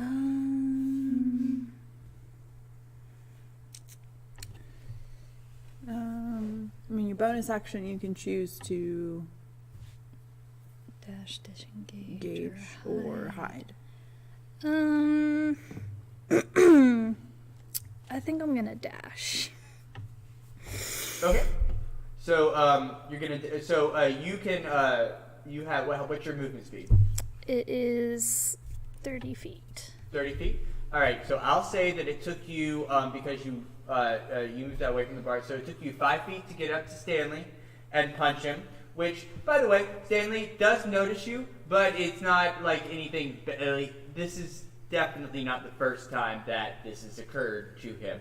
So now what you can do is with the dash action, you can move your amount of movement again. So you have 25 feet left, and then this 30 feet added on to that means that you have 55 feet of movement that you can play with. This bar, that could take you to the door. This could take you to the bathroom. It could basically take you any location in this small bar within the room of the bar. So, where would you like to go? I don't want to go out the door. We'll just go to the bathroom. You want to run into the bathroom? Yeah. All right. So, as you good choice. hit the helm hard, there's a big ding. Everyone sees that you were fired to Nazi pride. Ah! Boom! Ah! And you run. I love it. Past the Sturgis, past the bar, into the back. You open the. Which bathroom do you go into? You have options. Gwendolyn has a fan. Who's her fan? Chris Hansen says that he holds out the most vote for Gwen. Oh, thank you, sir. So, Where's the rest of us? do you make it into the female or the male? Let's make it a little more interesting. I end up in the male. That is the closest. So you open it. I need you to roll a Constitution saving throw at disadvantage. Okay, so what that means is you're going to roll that twice. So 13, roll it again. And the 4, so you're going to take the 4, because it's at dis, so you roll it twice and take the lower. But you get pretty high, plus 4, so 4 plus 4. 16. Oh, no. No, 8. 4 plus 4. Yeah. 8. Okay. 8. So, thank you for explaining that a little louder so that they hear it. Did I explain it loud enough for them to hear? A little bit, but just a little, I'm saying that's great. So Oh, okay. just a little bit louder. Yeah. Yeah, sweet. As you hit it, you run away. There's some anxiety in your stomach because this job interview has gone very differently from anything that you could have possibly thought it was going to I just go wanted to make some money, man. My dad cut off my credit cards.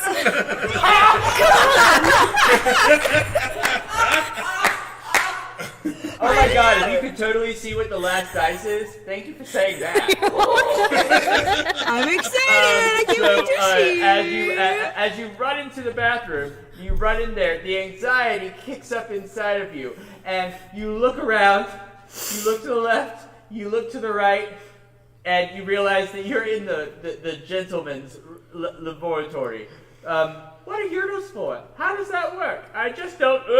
And you actually make it to the sink to vomit just a little bit. Like, it's a little bit cute, though. It's like.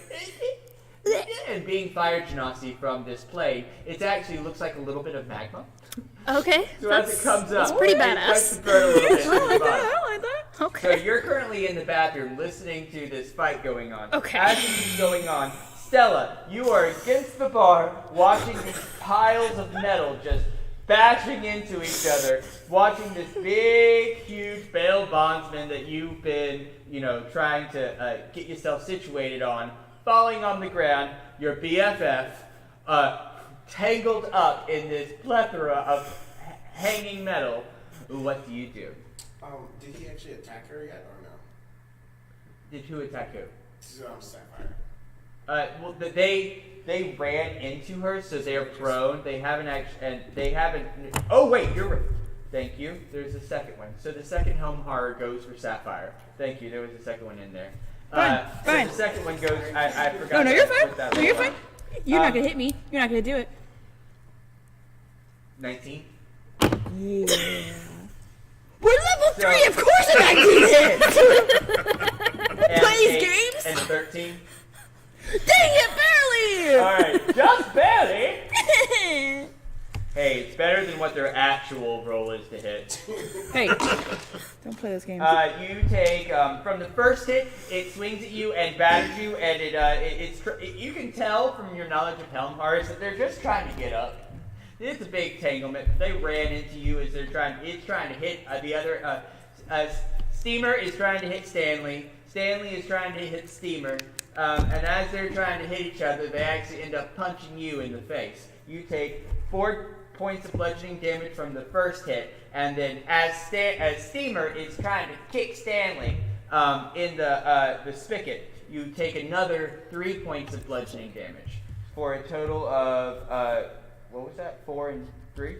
Yeah. 7. 7. You Okay. take 7 points of bludgeoning damage. You are still prone. They are still all over you. Now, Stella, it is your turn. So yes, they have attacked her. They have attacked. Yes. Come on, Biffle. The first thing I'll do is I'll use my action to cast Cause Fear. Cause fear. Steamer is the one that attacked her. Yeah. Then I will do that. And it's just a wisdom save. I believe. I don't like that laugh.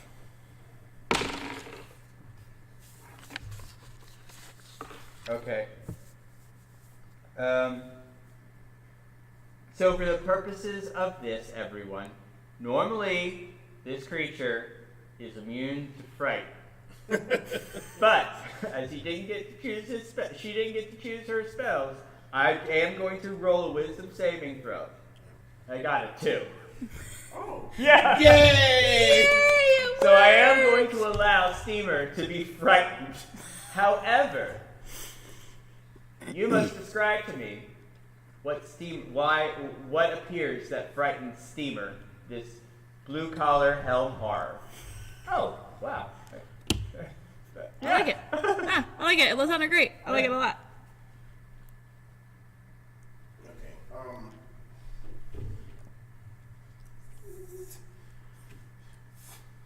I would say for just a split second, as he's looking at Sapphire, he just sees her eyes just start to glow blue, and then he just for a second it jumps into a vision, and he sees her just pretty much just ripping his neck off with just her bare teeth. Okay, so Ooh, I like it. as this helm horror Steamer is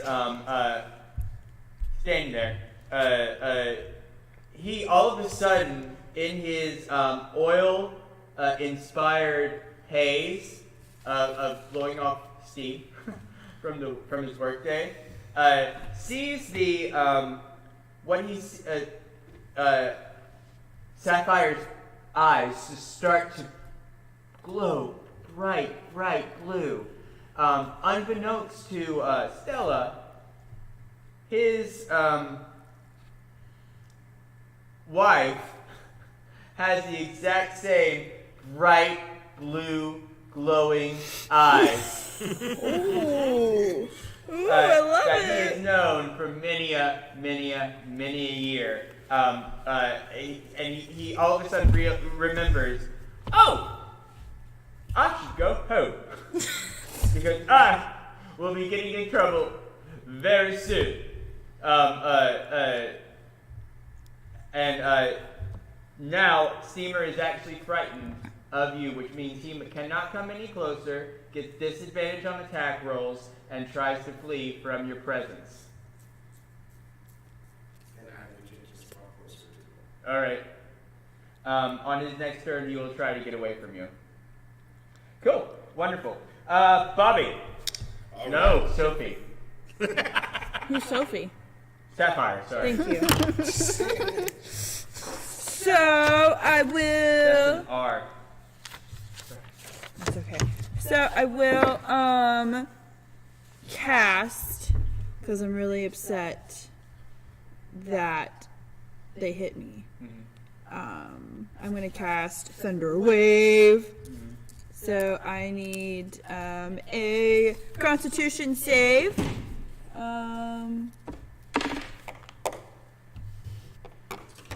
16. I'm assuming that's gonna succeed because I'm only on level 3. But you still take half damage. So that is a 9, 11, 10, so 5 points of force damage, and you don't fall 10 feet back. Due to that. You or don't? You don't. Good. Because they would have taken you with them, because they're currently entangled. Hey, cool! That's awesome! Glad I didn't do something stupid. I've never done anything stupid in D&D before. I don't have... What? So I don't have a bonus action. That's kind of disappointing. So, can I try to, like, get away from them? Like... Yeah, you can try. You don't have disengage, correct? I do not. All right. I will, since you're technically prone, I will let you. Yes. Here's what you can do. If you're trying to get away from them, cut your speed in half. Cut your movement speed in half, and then because they're entangled with you as well, I will. Their attack of opportunity will be at disadvantage. Okay, sure. I'll try to do that. How far is your distance? It's 25, so... You have 25, so half. Let's say you have 12. Okay. I'll give you 12. Sure. Why okay. not? So 12 Well, I'll feet. give you, in this case, 15. Because we only move in 5s. Okay. So, yeah, you can move 15 away. Disadvantage. Ooh, that's a 10. Misses! All right. And for the purposes of this, Steamer does not try and hit you because Steamer is frightened. And Stanley does try and hit you. So he's completely missing. So as and Stanley and Steamer are not actually trying to hit any of you. They're just like trying to hit you. As you're running away, you feel a metallic arm that is actually has a hammer on the end of it that is obviously used for beating and pounding out things. Opposite of which is what looks like a pair of tongs for holding things. But the hammer goes to swing, and as Sapphire is running away, she actually feels on the back of her hair just a little like,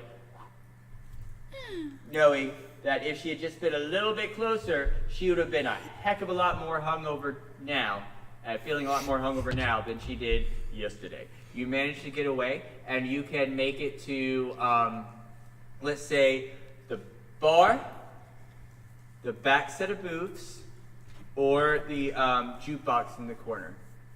I want to go to the bar. The bar. As you go to the bar, you run up to the bar, and actually your friend Stella is located. You actually run past Stella as you're going by. Oh, hey girl, you got this? Of course. Are you sure? I'm gonna go to the bar, get a drink. Can we want to? Got it. I'm gonna go to the bar and get us a drink. All right. So, hey, jump over. Give me a sleight of hand check. Give me a sleight of hand and dex check. Sleight of hand and dex. Mm-hmm. Sleight of hand. This is a story based. Natural 20! All right. So as you run by, Stella, 21. Not Stella, Sapphire, surprisingly, even though Sapphire has made some not so when it comes to drinking, girl knows how to drink. She has a liquor named after her. So she jumps over the bar, full on D&D Dukes of Hazzard style, like slides across the cover of the bar, grabs 2 drinks, spins around, does a flip, pours it in the 6 seconds it takes for a turn to happen. What was the other one I needed to do? What was the other one? Sleight of hand and... Natural 20, I don't care. Sweet! For those purposes, you good girl.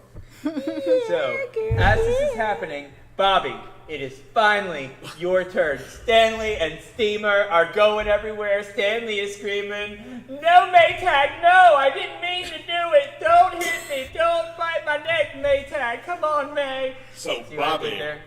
is pissed. Bobby is pissed. Because they done Bobby's messed up my ear. They done hurt my beard.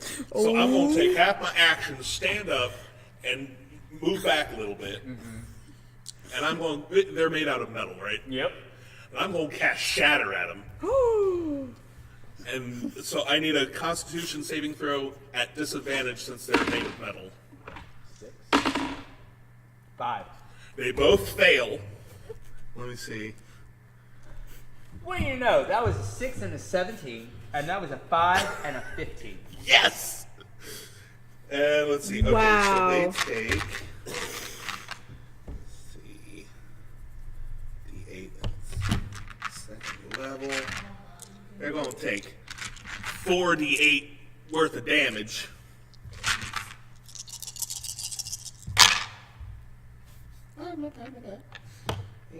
Damn. 15, 16, 17, 18. They each take 19 points of thunder damage. Okay. What was that? That was Shatter. Okay, yeah. Um, And then I'm going to use my bonus action to give me some health back. Dang! Using my Hey, what healing is light. it like to have a bonus action? That's pretty cool. No, yeah, it's a It's D6. because you're used to playing a rogue and being able to like stealth and disengage whenever you want to. It's so weird! Where are we at time? We're about to Okay, I was asking. because I gotta make the pee-pee. it's exactly at an hour and 30 or an hour and 27. So in storyline wise, this is perfect. So this is great. Continue. Okay, so I heal myself for 3 points, and I'm like, by my beard, you will pay for what you've done. And I just, that's the end of my turn. Okay. So as Bobby Bobby! stands up and the bail bondsman, these 2 helm horrors that you're actually pretty familiar with because you come here all the time, and Stanley and Steamer are always at the jukebox, and there's always something along these lines often happens somewhere here, whether it's the Sturges, whether it's Marilofts, whether it's the helm horrors. There's always some kind of fight because there must be something in the drink, which you're pretty sure that there is because it's buy one, get one free. Bombs, bardos, and bars. So, you cast Shatter. All of a sudden, these blue-collar feeling, metal-working, hard-working, oil-drinking helm horrors start shaking. They start moving. They start shattering on the inside. You see little lights going, little flames that obviously come from the Genasi side of this bail bondsman. They start to, as they're piled on top of each other, they actually shake. They begin to shake apart and separate into 2 individual beings, like they've been rattled all over the place. And all of a sudden it stops, and you see what looks like, if they had real faces, it would look like this.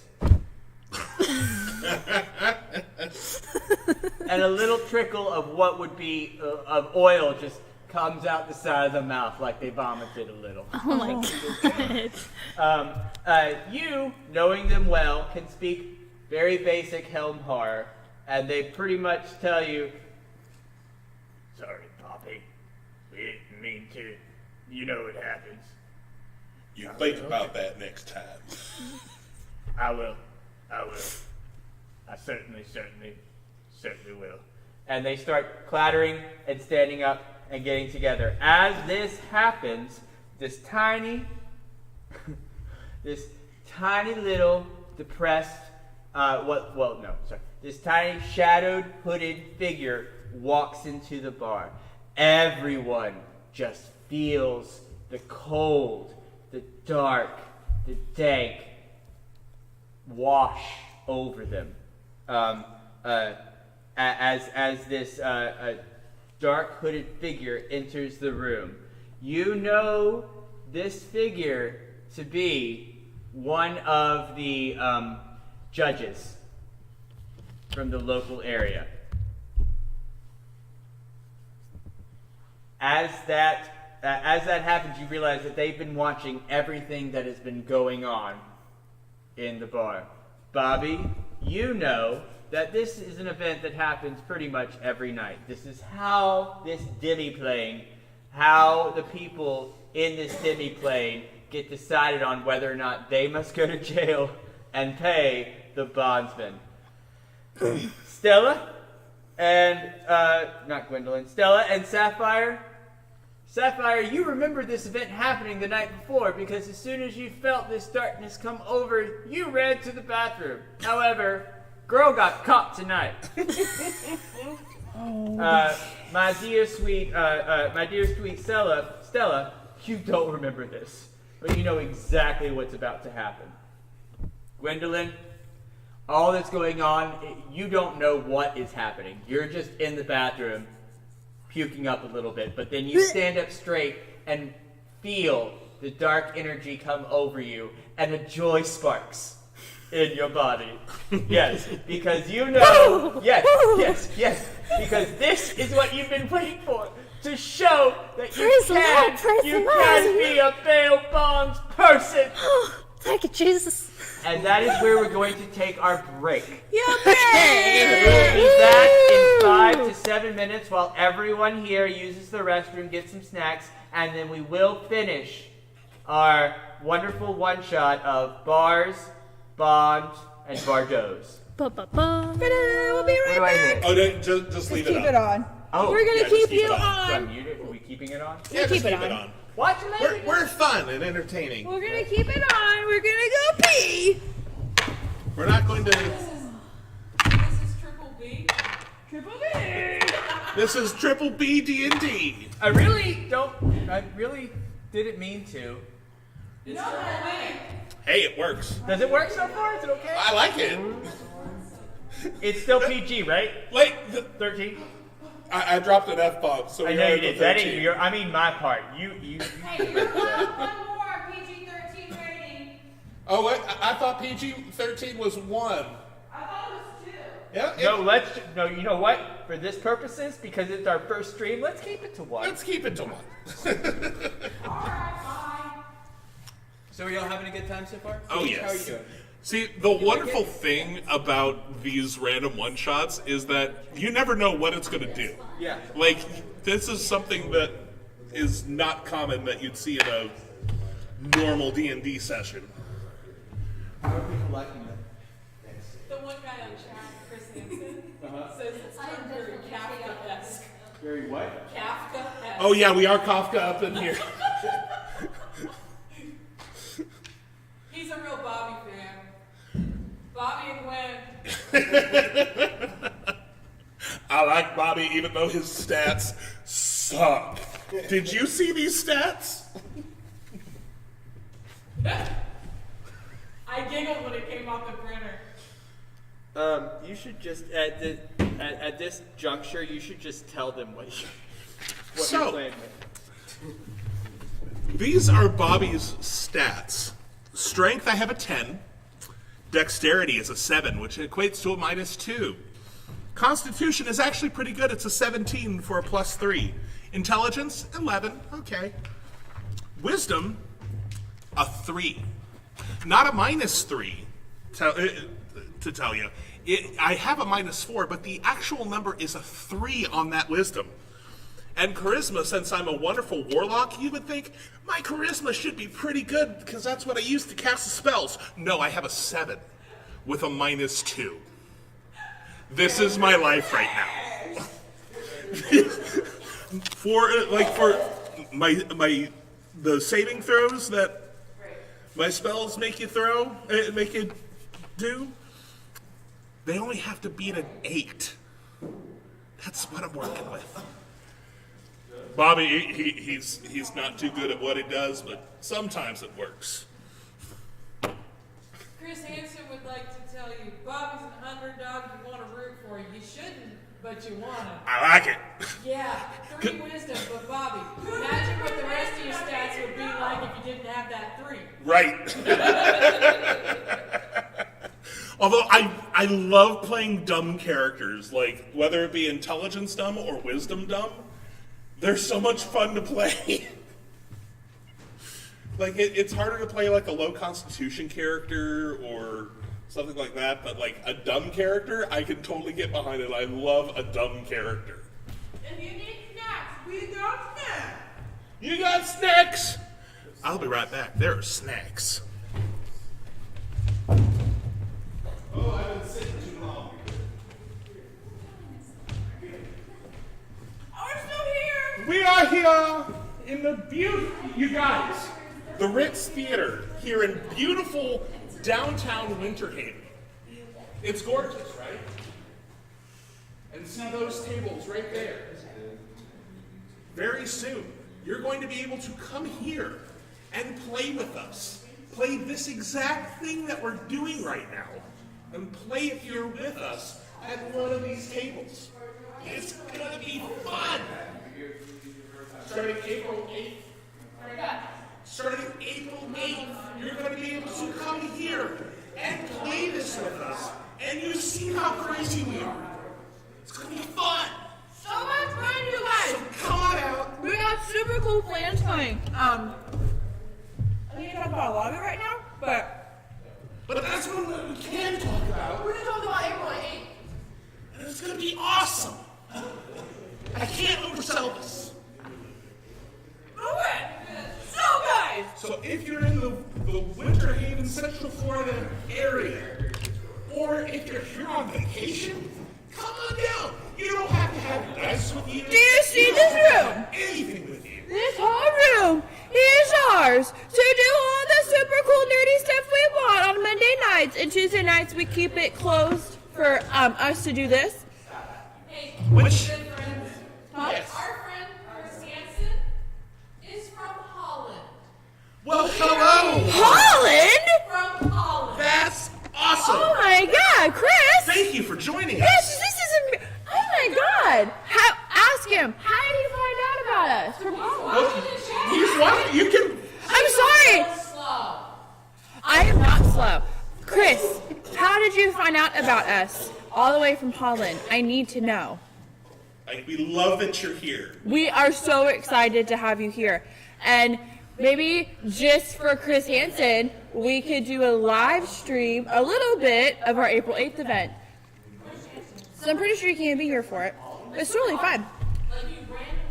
Yeah, we But can have the computer here with the camera and yeah, and we can live stream it for you so you can see all the events from Holland. yeah, our buddy Chris Hansen, who's on, he lives in Holland.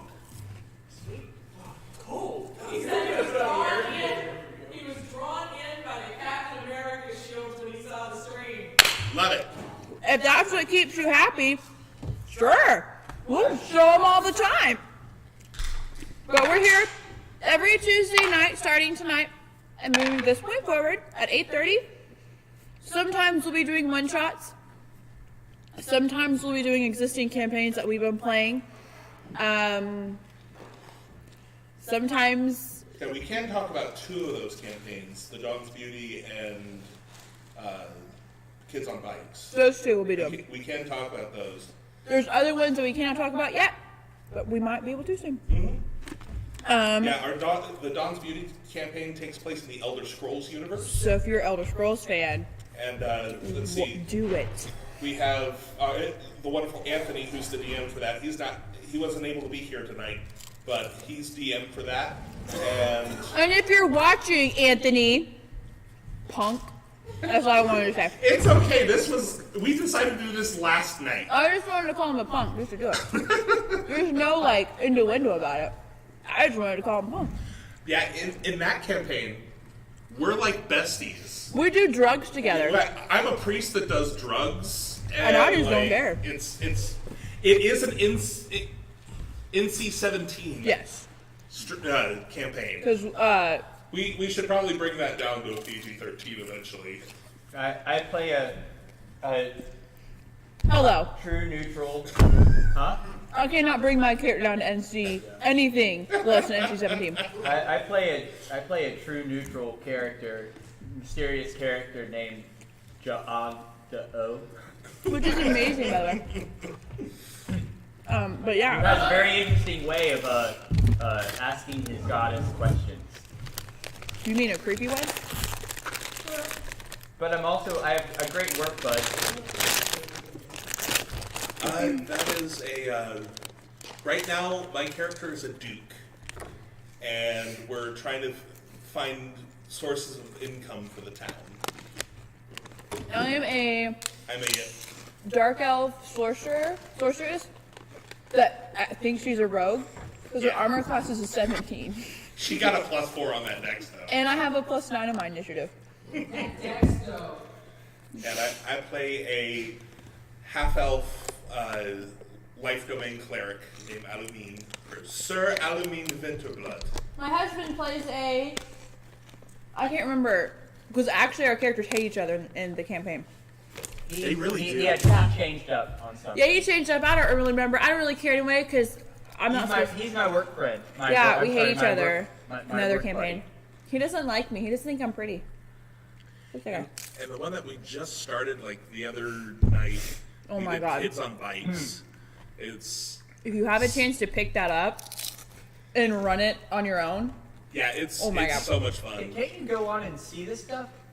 Yeah, Go back and yeah, watch you can go back and see our other videos.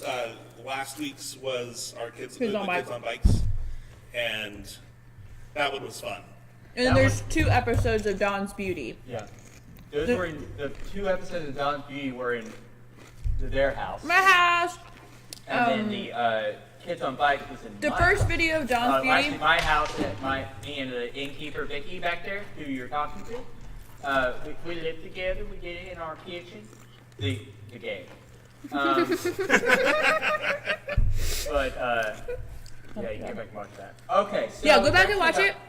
We go back and watch it because Dawn's Beauty, the first one, we do a bit like a 10-15 minute like backstory about the campaign because we've been playing this since like July of last year. So we did a little bit of backstory of what we've done, and then it goes into where we're at. So you don't really lose. You're like, oh my god, I haven't watched it. You totally watch the video. You don't understand. And if you don't understand, shoot us an email. I love that campaign. I'll write you anything you want. Alrighty, we ready to do All ready to it? go? All ready to do this. You guys So, ready for the final conclusion of Triple B? Bars, bombs, and bars. Can't wait to see what you actually rolled on this. I know. I'm gonna take one of these cameras and go down it and talk about what they were. Nice. I need a picture of that. Yeah, I took one. Oh my god.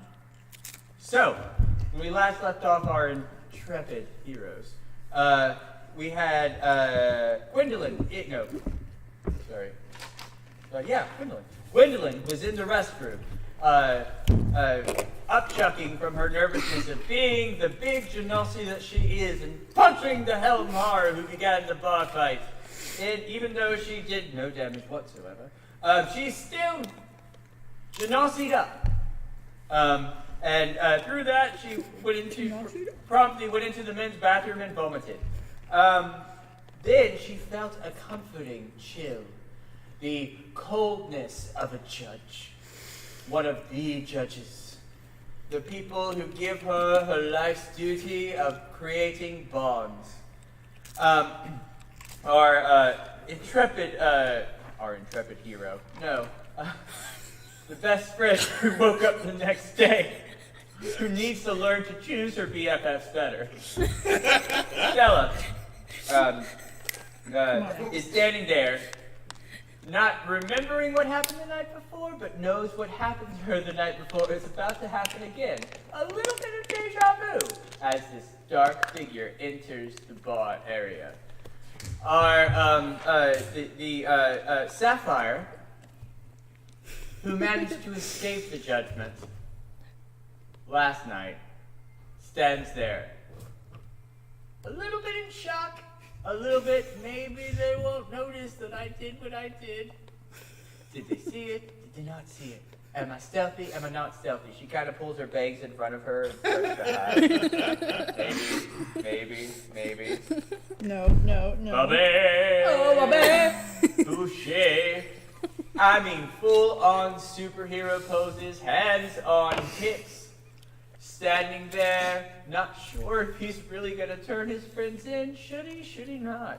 Should he just wait for the money to roll around? Is he in trouble himself? Because bondsmen are not above the law. What will happen? Does anybody know? Not all of you care. Bobby might not even realize there's anything happening. That's with that 3 on the wisdom. I'm not sure if he does. No telling. He might get a net 20. So, as you're standing there, the judge doesn't saunter, doesn't walk, but glides in. Darkness starts to fill the room in a way that only people on this demi-plane can understand. Because you have to remember, this is a dive bar. This is not well lit. It's not fluorescent. This is not Jenny's. This is not even Applebee's on a nighttime jaunt. This is Who's in the Corner bar. It gets darker and danker and colder just based on the presence of this dark hooded figure. All of a sudden, it floats into the middle of the way. Gwendolyn runs out of the bathroom, stands there, perky, happy, excited, at attention, ready to help out in any way possible and to impress. All of a sudden, this figure brings their hands up. Not even old, we're talking like skeletal, dry skin, not decrepit, what's the word I'm looking for? Decaying. Thank you. Decaying hands reach up and remove the hood, and there before you is a floating skull with green eyes. It looks straight into your soul, Bobby Boucher, and says, without the jaw actually moving, "Hey, Bobby! How's your day been?" Could have been better. My beard got a little damaged, so I'm a little sad about that. I know, that happened to me once back in, 300 years ago. And it takes its decrepit hand and kind of rubs it along its jawline of the skull with nothing there. So you know what it's like. It's a bitch. I remember it being, it really was. Yeah. It didn't grow back fast. Back when I was, a gnome. Wait. Yeah, I'm hoping it grows back fast. It took me a long time to work on this beard. Now I got this. Although chicks dig scars, so Really? maybe I'll get a nice scar. And yeah. I can help you out with that. And the lick takes its finger and it just goes through the air, and it cuts along the side of your other cheek. I need you to roll. I need you to roll a Constitution saving throw, please. I'm actually good at these. It's the one thing I'm good at. 15? Okay. So Wait a minute, as the lich, hold on. Oh, that was good. It was almost a 1. So as the lich points its finger and casts the disintegration ray on you, an accurate one, it manages to slice off the other side of your beard, hit off your ear, but doesn't go all the way down your body. So now you are completely even from one side to the other. Well, there's something to be said for symmetry, I guess. Did you say disintegration rate? Yeah. Oh, okay. What is a lynch? I mean, Sure, 3rd level disintegration rate makes her lit. Vibe that. So as the lich standing before you, We broke him. He's dead. so what can we do for you today, sir? well, you know, it really is just my time off. However, I did notice a bit of a brawl going around, and you know how we do up in the big house. Oh, yes, I do. Man, so, who was involved in this little fight? I point right at Stanley and Steamer. All right, Sir Stanley, Sir Steamer, guess what time it is? And he snaps his decrepit fingers, and he casts telekinesis, and these two metallic helm hires just pop straight up and stand there, and they just and he goes, So, boys, what exactly happened? I hear you got into another brawl this week. Go. and they start clattering and clamping, and Stanley is waving his hammer and clacking his tongs, and Steamer is just popping his blowtorch on and pumping his valves going on, and there's clanking and clattering and shattering and whopping and hooping. Oh, yeah. All right, yeah. These two over here, and they start pointing to Stella and Sapphire, and they also they point over to Gwendolyn over there. You don't know what. None of you speak Helmhar, and it's going. And then all of a sudden, the judge's hands and they stop. They're moving and they're shuddering and they're going. Well, it seems that these two here says you, little lady, hit him. Is that true? Well, yeah, but it didn't do much. Very well. Why did you hit him? I was trying to prove myself as a good bondsman. A good bondsman, you mean person. Bobby, is this your bondsperson? Yeah, she just came in today. I hired her. She's real good. So you were just protecting your boss man? Yes. Wonderful. All right, you two. What happened? They said you were involved in this fight. Now, I don't want to say they were lying, but they kind of attacked us first. We were just defending ourselves. They hit her, and I tried to break up the fight, yeah. All right. At this point, Yeah, I like it. That's that. At this point, the Lich snaps his head once again, and before you, it's obviously a holographic image, but a gigantic, not a gigantic, but a podium appears around the Lich with the gavel and a witness box sitting beside it. Oh, jeez. He points his finger. All the checks that are about to happen. I'm not prepared for it all. Points his finger over at Gwendolyn first, and you lift up in the air and go and you plop down into the middle behind the jury's box, the witness stand. Everyone else flies over to the bar and sits down on the stools without any not any motion. Oh, what's the word I'm looking for? Any control whatsoever. And you sit there and you're waiting. We are now going to go into a skills check.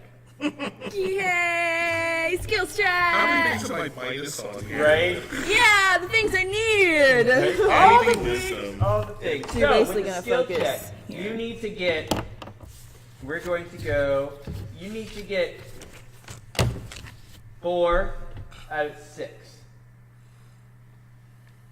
So you need to get 4 out of 6. You need to succeed at these skill checks. All together? Yes, as a group. 4 out of 6. I would suggest, because it's not like physical, like role play it. That's what all of this is about. Role play, and I'll give you advantage or disadvantage based on how you do it, or straight up things. You good? Make sense? Yep, you good? He's like, yeah, no, I'm fine. He's gonna go home and Fine, like, we're good. he's gonna go home and cry and like never come back. Wonderful. So, Gwendolyn, all of a sudden, excuse me, these glowing green, almost sickeningly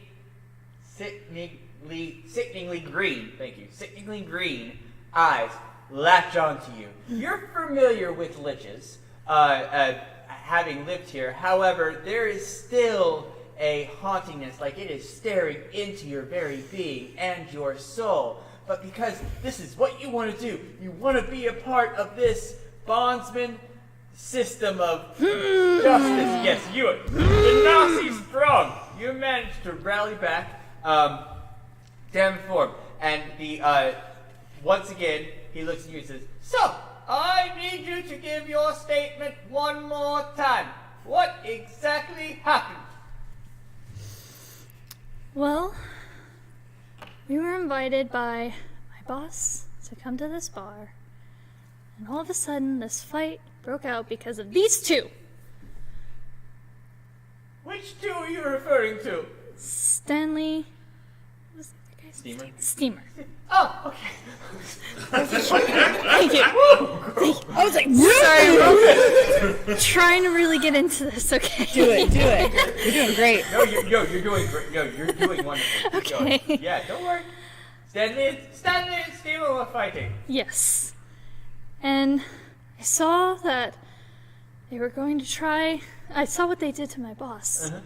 So I thought I would defend him in his honor to prove myself as a good bonds person. So I lunged and I punched without even thinking.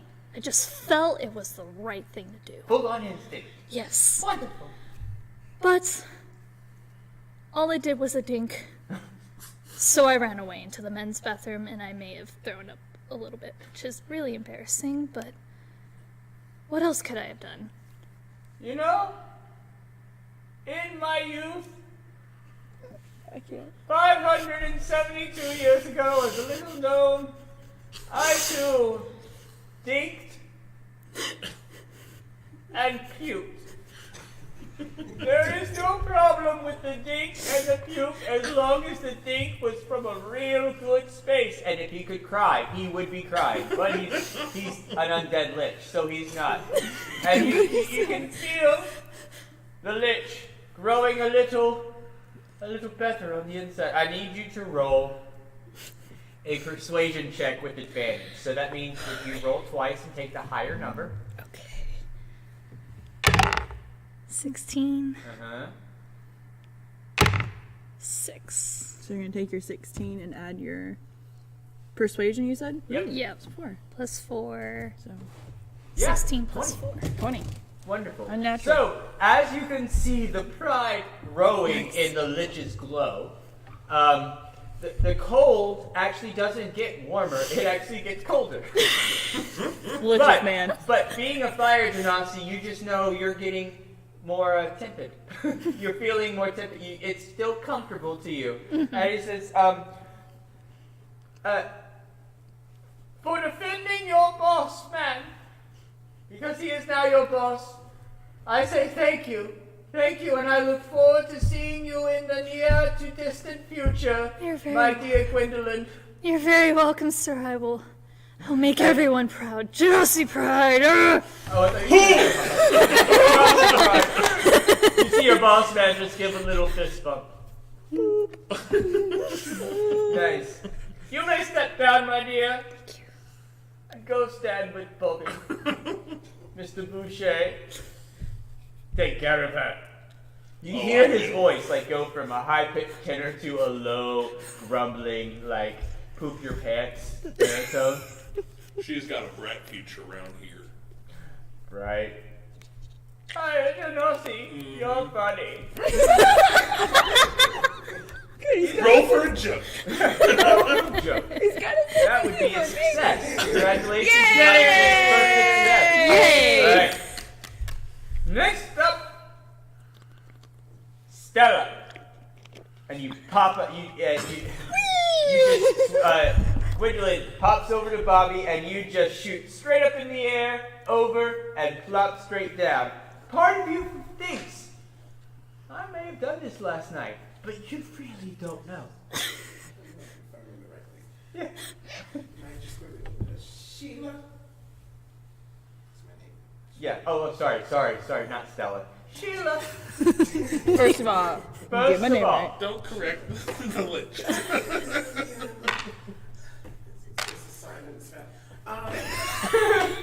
So,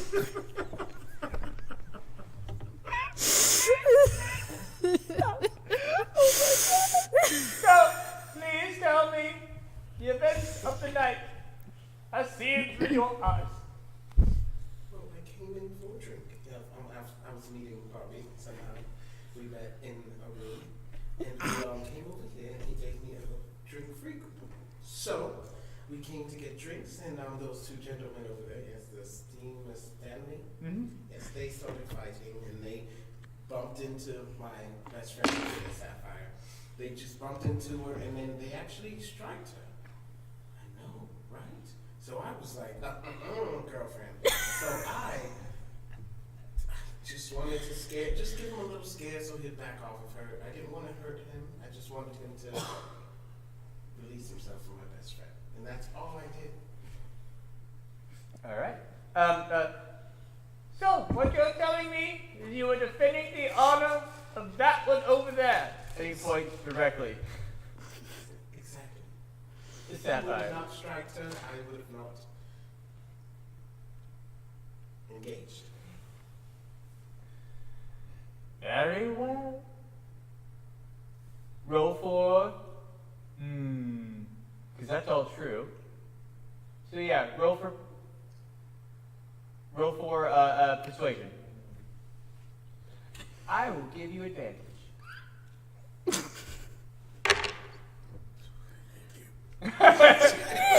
Oh, thank God.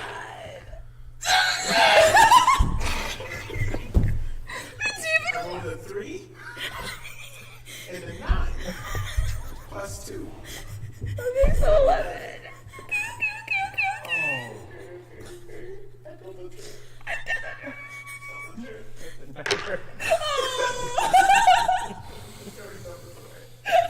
Literally gonna throw it away. That would have been better.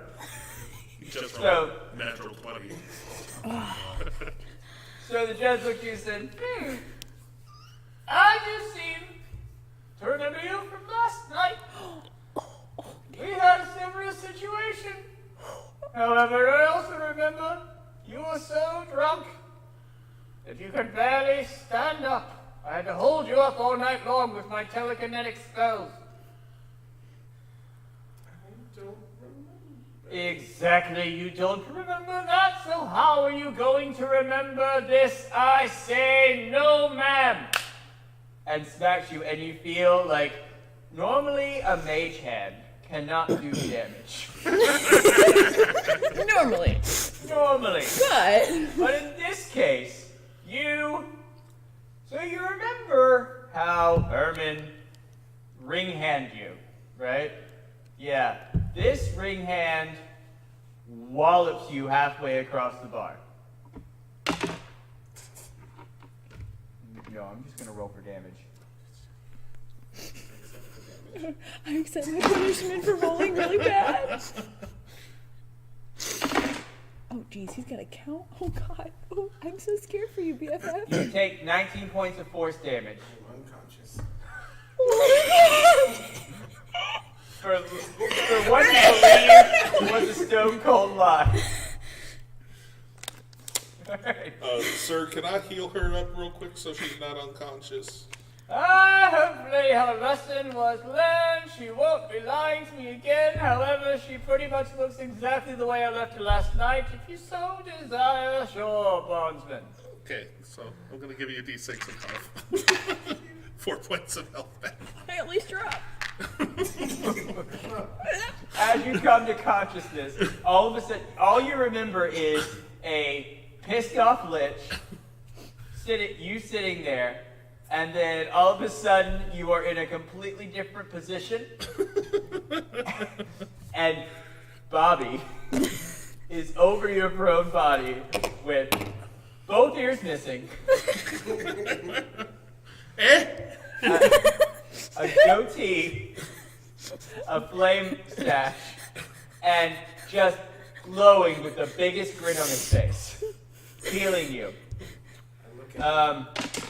One hand on your boob. Feel the power.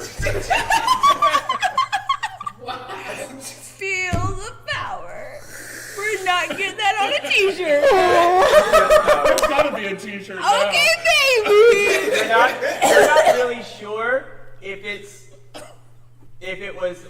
last night or it's today, and you're not really sure if everything up to this point was a new day or if you just passed out.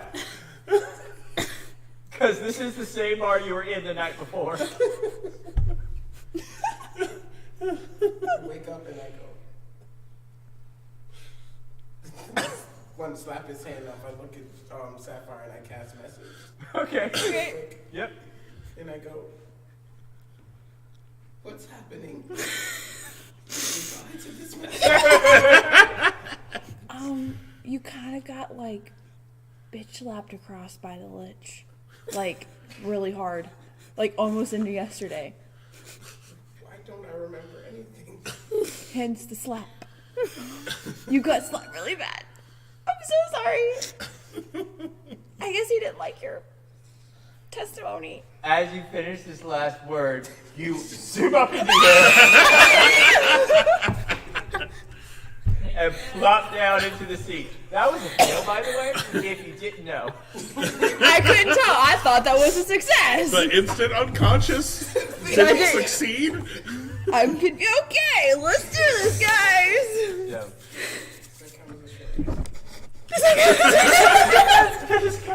How long we got? We don't know. 40 minutes. Oh, perfect, right on track. Okay. Yeah. So, All right, guys, ready for another fail? No, you're gonna succeed. Oh, okay.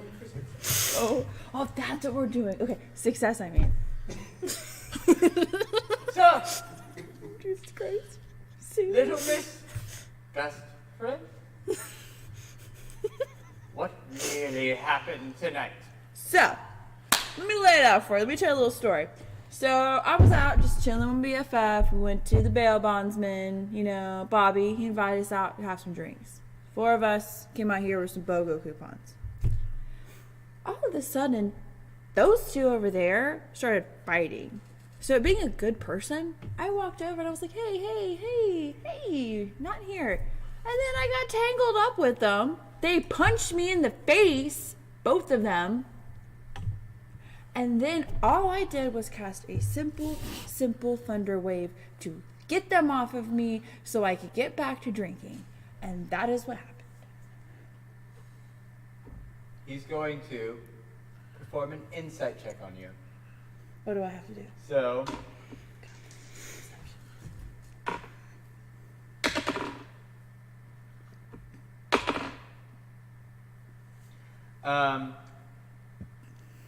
you can choose to do a deception or persuasion.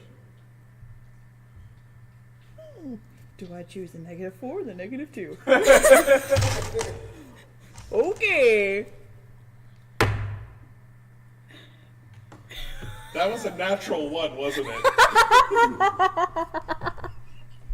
Guys, we're gonna die. Natural 1 -2, so yeah. -1.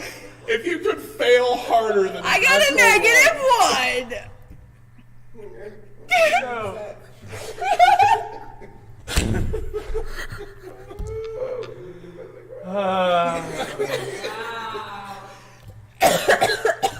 Wait, let me roll the one I was going to roll. Okay, that would have been better. there's only one way for it to be better. So,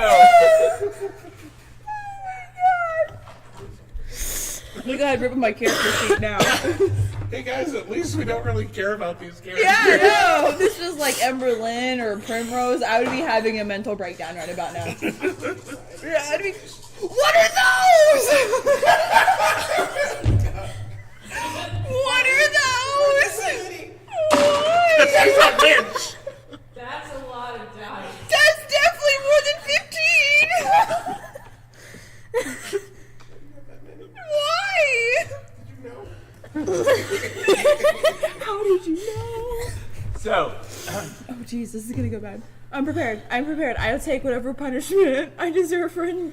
as you stand there, the judgment lich just his eyes turn a horrible, sickening, blood-curdling red. You have both now told me the same lie. I shall sentence you to an eternity in a nightmare-ridden hell that is your mind. And he points a finger straight at you as a beam shoots towards your head, punctures through your forehead, out the back of your head, and attaches itself to your dear friend. Oh my God. Sheila. It's not Stella, it's Sheila. Sheila. I need to write it down correctly. Sheila. It don't matter now. I know.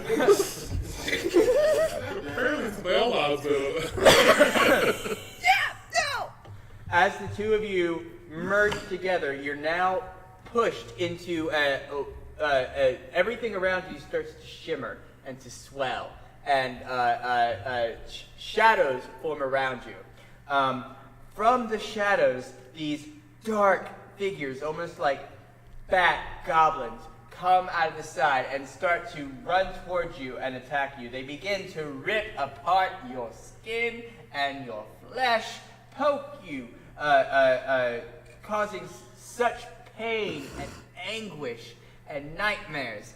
And you begin to go through this torture over and over again, repairing yourself to full health, and then being ripped and clawed and eaten to the point where it feels like you have now been in this dimension for 100 years. This has happened over and over and over and over and over and over and over and over and over and over and over again. All of a sudden, you wake up. Gwendolyn is hovering over you. Bobby is once again hovering over you. Feel the power. Hashtag feel the power. I feel Bobby like that's said, now a hashtag. Y'all don't know how long you've been out? Bobby, Gwendolyn, you know that basically they were standing up, the line going through them, they fell down, you ran over, and they woke up. Both of you take a -2 to your wisdom. Oh, cool. -1. Does anyone have a worse wisdom than me now? Well, you can't go to a negative. You can't go a negative in a stat, so you go down to a 1 then. If I already had a 1. I have a negative one already. No, not your modifier. The actual number. The actual score. Oh. What are you at? So what was it again? I'm sorry. What? So it's -2 to whatever your. What wisdom modifiers are? Yeah. No, not modifier. Your actual score. What is, What's your wisdom score? what is 12. Yeah. So you're at a 10 So does that change me from a +1 or I to a keep? 0. Okay, that's what I was confused. Thank you. Yeah. And I'm a 6. So You're a 6, so that's a -2, I think.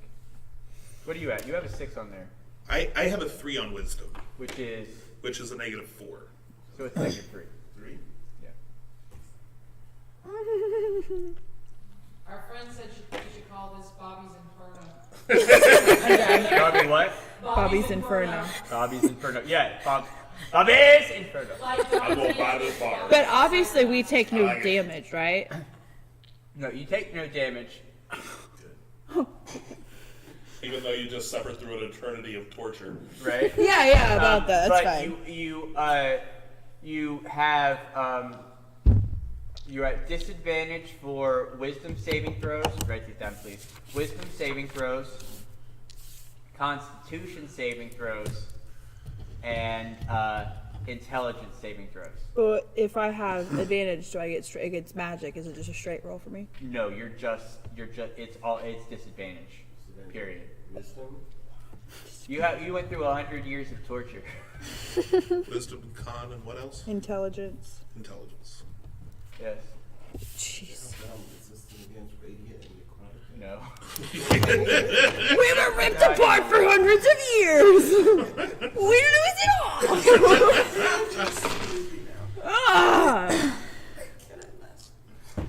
So that was a fail. Really? In fact, I'm gonna give it a double fail. Oh, jeez. Did we win that? We can still win. No, we can't because we have Can't 3 fails. Yeah, that's it. So I you forgot made about the other 3. one. I forgot about the other one. Yeah. So I mean, Bobby that was ain't even pretty gone much yet. that was pretty much worse than going to jail. Like you didn't have to pay. You got 100 years of torture. Yay! Right. So now, as the two of you have gone through 100 years of intensive torture, the judge then everything disappears, and the judge walks up to the bar, gets a drink, and says, "Well, I was off the clock. Sometimes you gotta do what you gotta do." And throws both of you drinks. Excuse me, sir. Do you have one of these coupons? No, I don't need. I drink for free. Oh, good to know. As you should, sir. As I should. And then he takes his drinks, goes to the corner.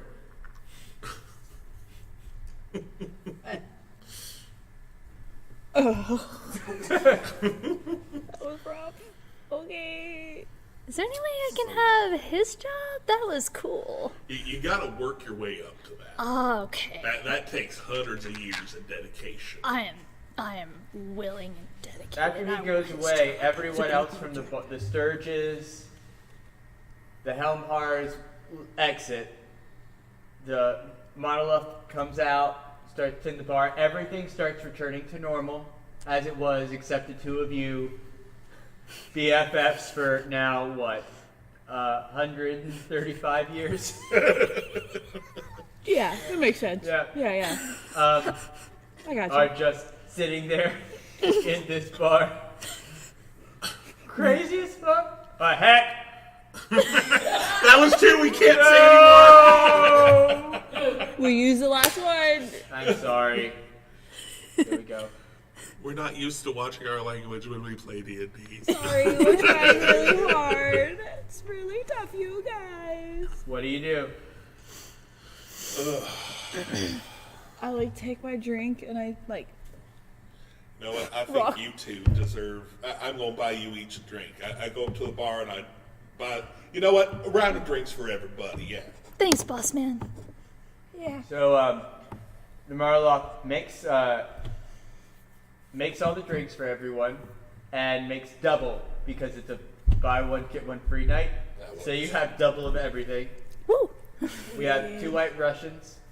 We have a delayed fireball, 2 of them. They're delicious. Yeah. We have something fruity. Double. That's the name of it. Something fruity. Something tooty. I like these names that you came up with here. Something fruity and something duty. I'm just throwing them back. Bop. Bop. I'm not even fucking caring. Oh, Sheila, what are you doing? caring. I was gonna ask Bobby, did I told the truth? Did you not want to tell him that we had nothing to do with that fight? Well, I was going to, but I never got the chance to. He just did the laser beam finger at your heads and knocked you out. I mean, I could go over there and tell him that y'all were, attest to your innocence, but I think y'all already suffered enough. Might be a good idea just to drop it. And those 2 boys will be fighting again tomorrow night, so Yeah. Fair enough. they'll be judged tomorrow. Just keep your head down. Second drink, threw it back. I'm I out. know that sucked, but But it looked sweet. That little laser beam, that was awesome. A little shaky. So, and the yeah, the whole ripping, yeah.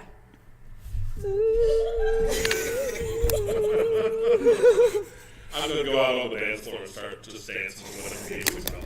I want another With my drink. Or with my 2 drinks. With my 2 drinks. Okay. Dope, isn't it? So as this bar starts going. You notice two sturges. One of them goes up to the jukebox and pushes its nose into the machine, and Bobby's favorite song starts playing as the lights are going.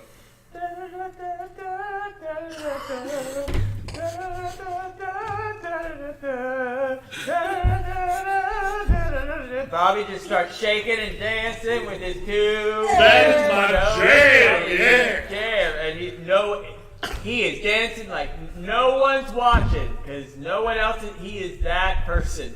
No one else is on the dance floor. He has zero shame, y'all. Gwendolyn is standing on the corner, off on the side of the dance floor, watching her boss dance, and it's just in rhythm, trying to keep up with him, doing a little step touch, getting into it. And then we have our Sheila in the corner, like, I don't know. Sapphire is now more of an alcoholic than she was, just pounding them back, drinking them back. All of a sudden, a little old woman walks into the bar, coming on in, and you can't really hear. Roll a perception check. You do not roll a perception check. You are shaking your. I'm in my world. Can you two roll perception checks at disadvantage? Gee, I wonder why. Yeah. Gwendolyn, I need you to roll a perception check for me. At advantage, because you're the only one who is not either traumatized severely or drunk. That means I get 2 rolls, right? Yep, and take the higher one. 2 rolls. Take your top and add your perception. Oh, dang. So it was 17. Perception. Perception. Plus 1. So 18. 18. Nice. 18. 7. Someone actually rolled good. Yep. 7. 7. Yeah. Okay. What did you get, Biffle? You got a 2. Well, I got a 5 minus 3, so. Oh, 2. Yeah. There. You dancing. You start moshing with yourself. Like you're jumping and you're on yeah, moshing on the ground with yourself. Open this pit. So, Gwendolyn, you notice there's this little old woman that you actually recognize walking in. You see her trying to get your attention. She seems like she's talking or screaming something. All of a sudden, screw it. Yes, all of a sudden, she, I didn't say it. All of a sudden, all the lights stop flashing. Everything gets really silent, and you just hear her yelling, "Gwendolyn!" Everyone focuses. Am I still dancing in the middle Yes, of the dance? you're still. You still. Everyone focuses on this little old woman hobbling in. And she just starts crouching up to you. You notice, you realize that this is your great-grandma Betsy. Okay. Oh, Bessie. Oh, Betty. Oh, Betty. This little old fire genasi coming up. She has her hair protector on. You know, she has her little do-rag because she wants to get keep her fire curls going on. You know, she gets her hair done every day. Well, not every day, every week and a half, but she needs to keep that stuff on point. Mm-hmm. She's coming up, she has her little old lady slippers. She's walking up. Your daddy said that you were coming down here to get a job. That's right, Great Grandma. Did you get a job? Yes, I did. Who gave you a job? Aren't you the one who lost the credit card and filled them up because you wanted to do some stuff? Well, I mean, that guy over there, he gave me a job as a bonds person. Bonds person, and she looks over the little old gray woman, and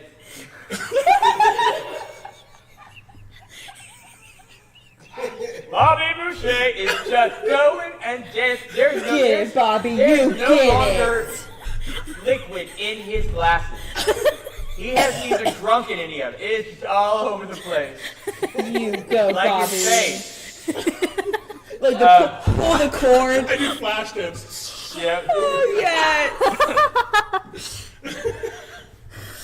She walks over this little tiny old Janussi and she reaches her hand up and she grabs you by the cheek. Actually, she sticks her finger in your ear hole. Pulls you down. Young man, Yes. did you give my granddaughter a job? Why, I certainly did. You did. Are you crazy? I don't think so, ma'am. She seemed good and trustworthy enough. Don't give her your credit card. I will make sure not to put her in charge of any finances or my credit card. Well, I mean, you're a bail bondsman. Isn't that all you do? Well, I'll take care of the money. All right. You know, she's our dearest one. Take care of her. And she smacks you in the face. You got it, ma'am. Great Grandma, don't mess this up for me. Just chill. Chill on the fire. All right, I shall chill. I shall do the chilling Just calm for down. Thank you, you. my little Gwendolyn. Would you like a coupon, ma'am? Don't mind if I do. Grabs the coupon. Sticks it in her bra. As you put all coupons. Yeah. And she exits the bar. She doesn't even get a drink. She just likes the coupon. She just likes the You can idea. use that on any day. Any day. Oh, Any day. Any day. So, as great grand auntie exits the way, the music starts up again, but it's lighter. It's not quite that. Hey now. Loving all of it. Yes, Chris. So, He says when you're a warlock with a low charisma dancing, you really need clever dance moves in the club, so you. This conversation explains why Bobby didn't climb the building world. He's not wrong. You are not wrong. so now, Bobby Boucher, Yes. you have some decisions to make based on what the grandma has told you about little Miss Gwendolyn. Because you have such a horrendously wonderful wisdom and intelligence sequence of scores that you really could just, and so, how much trust in the business do you end up giving her? Do you give her the keys and access to the money? I'll give her keys to the front door, but I won't give her keys to the safe. All right. Now, I need you. That's fair. Now, as far as the money goes, because of the credit card, and I have to make it a part of it. Literally right there. Just when you said credit card earlier, I was like, yeah. Now, I need you to roll at disadvantage, and she is going to roll with advantage. No. She'll roll a straight roll, you roll a straight roll. We're just going straight rolls here. All right. all right. She's going to persuade you to do this. Okay? Okay. Let's see. So she does persuasion. No. This is against Grandma Auntie. You don't do this. Okay. Oh, Grandma's got to roll. Okay. All right. Yeah. Okay. You might get the keys to the castle. So what type of role am I doing? You're doing an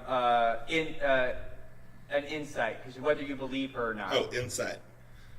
Something I'm horrible at. Oh, my -4 wisdom? That is an 8, because I rolled an 11. All right, so she got a 17. Now, here's the thing on whether or not how you want to play this. Is that low roll that he doesn't believe what she says because or does he believe what she says? You know what? I think he believes what she says because he was always brought up to respect his elders because he felt the hit of a belt one too many times for sassing back. Mm-hmm. So I think I take what she says seriously. All right, then what you do is you give your new employee her new responsibility, her run of the castle, what she's supposed to do tomorrow. You set up this story because you have two people who are batshit crazy. One's drinking, one doesn't even know if this is real, and you have a brand new in one of your favorite bars, having the best time of your life because this is how every night goes. How do you close off your story? Well, I think you done good tonight. You've done real good tonight. Thank you, sir. Now, I think we're going to try you off on a trial basis. Okay. But I am going to give you the key to the front door because there ain't always someone there. You may come like in the middle of the shift or something like that. However, I'm not giving you a key to the safe because your grandmama done told me not to.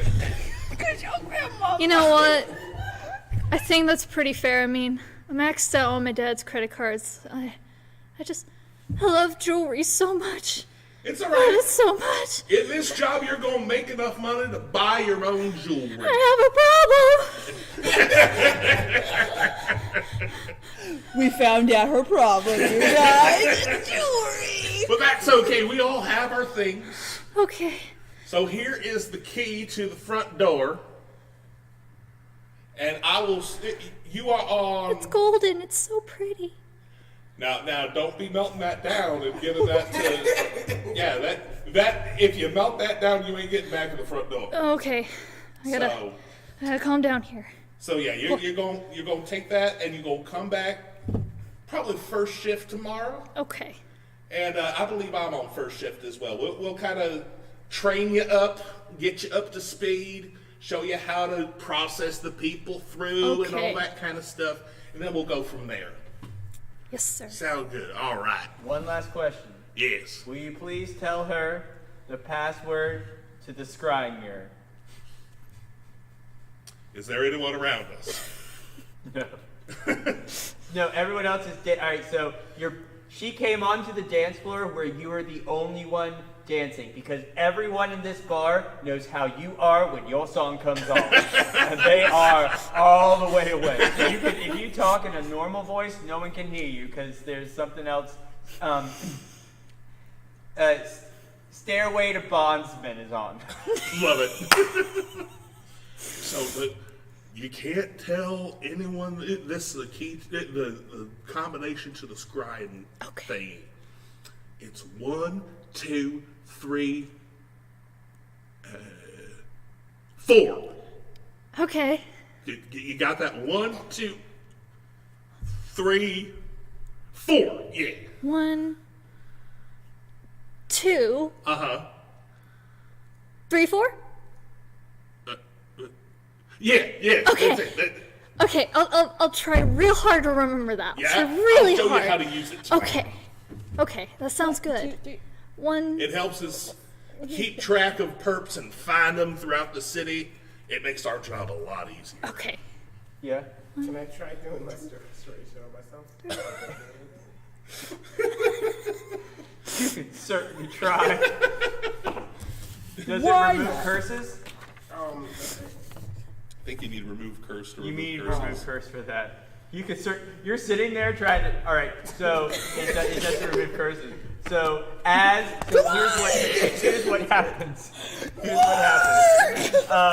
So as Bobby is standing there with his new deputy and apprentice Gwendolyn, she has now gotten the password to the scrying mirror 1, 2, 3, 4. All of a sudden, the remix of Bobby's favorite song comes over. Oh! Da-da-da-da-da. Da-da-da-da. There's my jam. Da-da-da-da-da. Da-da-da-da. As this is going on, Gwendolyn is on her 12th drink, pounding it back. Sapphire. Sapphire. Sapphire is on her 12th drink, pounding it back, all of a sudden realizing that in this 100-year purgatory, part of her horrible curse is she can't actually escape the memory, so therefore she cannot get drunk, no matter how hard she tries. Oh, that was a horrible Matt 1. Sheila is in the corner, trying her damnedest to cure the curse on her, but all she can do is try and touch herself and smack herself and cast whatever she possibly can, smacking. Will it ever end? Will it ever end? Will it ever end? As Gwendolyn is step touching with all that Genasi pride, all that fire Genasi going, and being a giant 6'1" creature, and her being a little bit shorter. Bob, our intrepid hero apparently, is just dancing, going everything fast she can with a little Genasi as we fade out to black.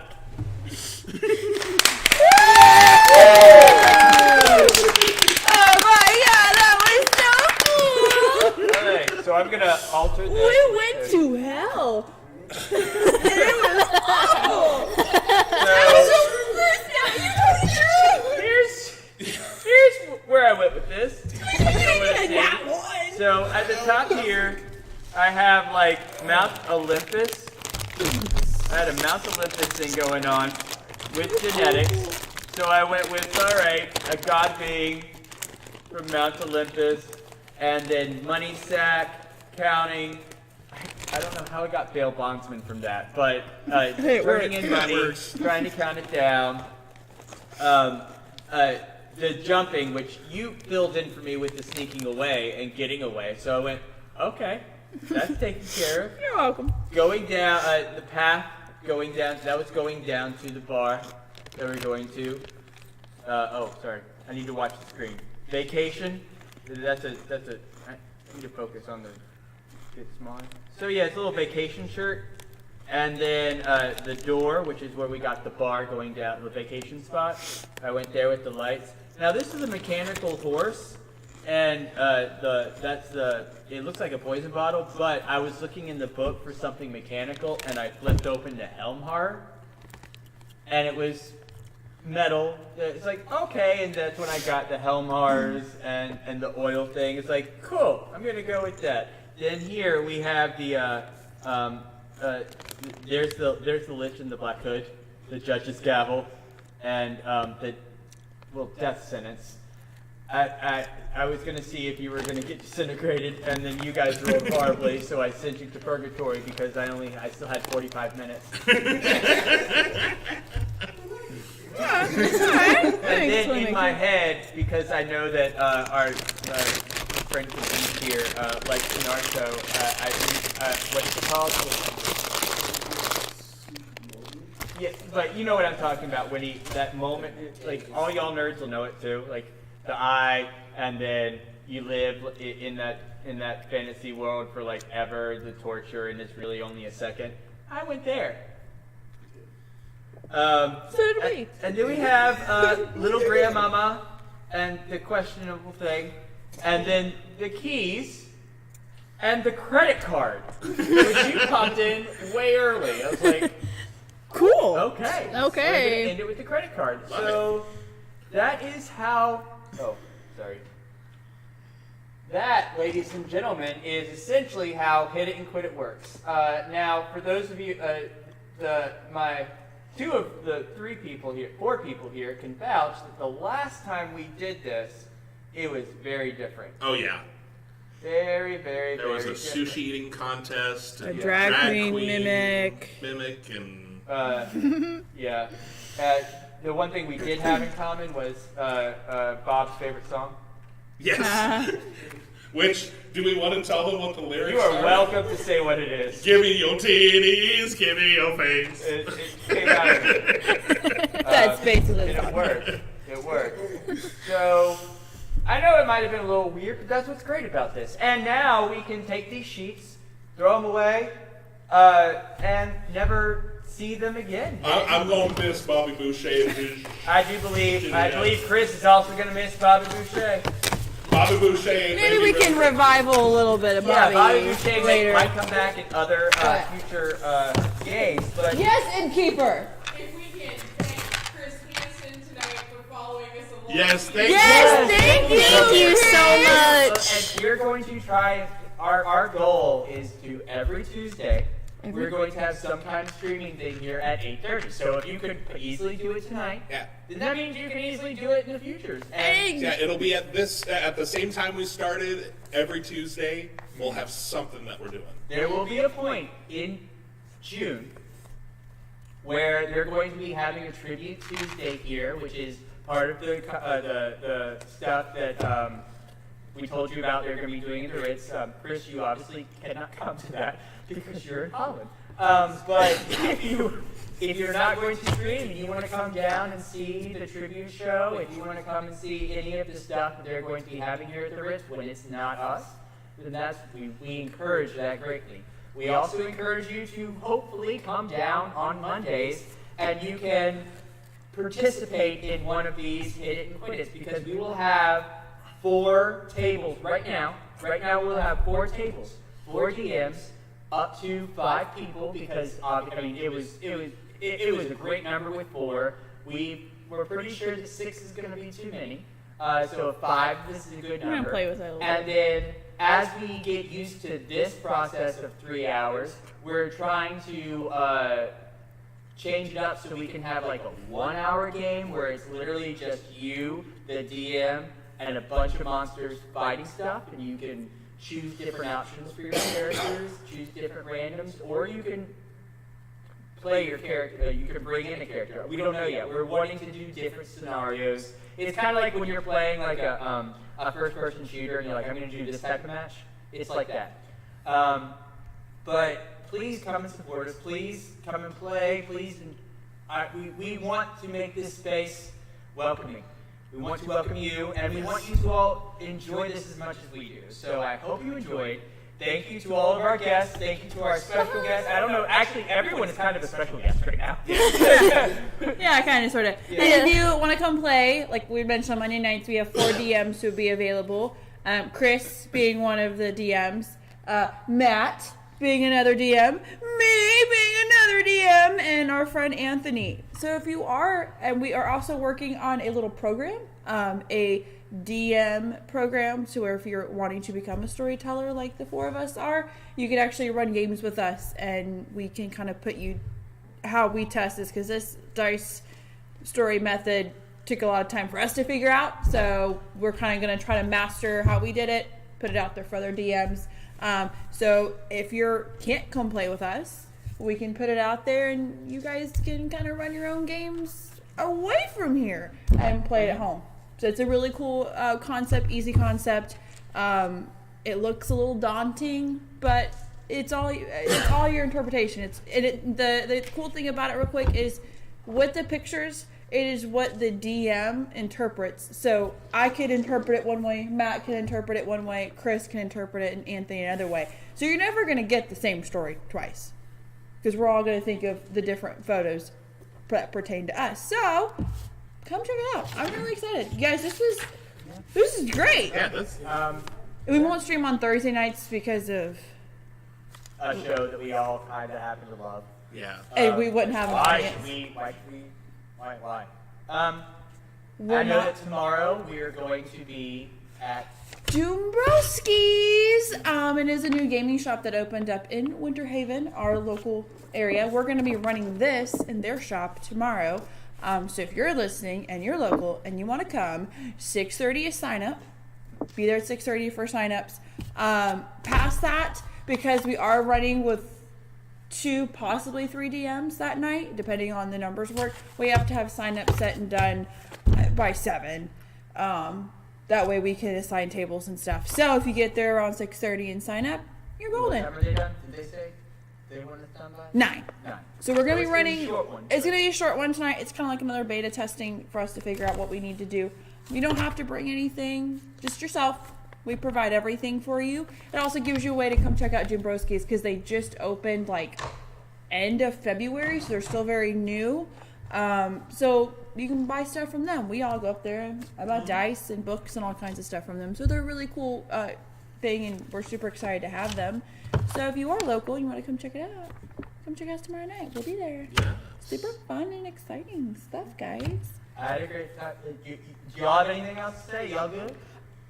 Thank you, everyone, for Watching. Yes, watching thank us. you. I know that we're a weird, wonderful bunch. So thank you for coming And along with Lori, us. her first time ever Yes, playing yes. D&D. Yeah. Like, oh my god. First time D&D. I'm Never actually done it really before. shocked I did so well. You did great. Like, Yeah, that was wonderful. But that's one thing that we want to stress with this random D&D. You don't have to know anything about D&D to come and play.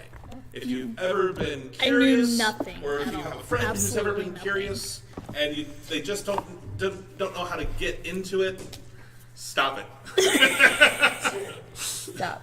And you just don't know how to get into it, bring them down. They don't have to have dice with them. They don't have to have anything with them. Just bring them down. Yep, they gave me Brady dice is- in this sweet little box. And that's a good way. If you want to play and you're not sure, like you said, bring a friend, and then that could open up an outlet for them, and they might be like, I love D&D.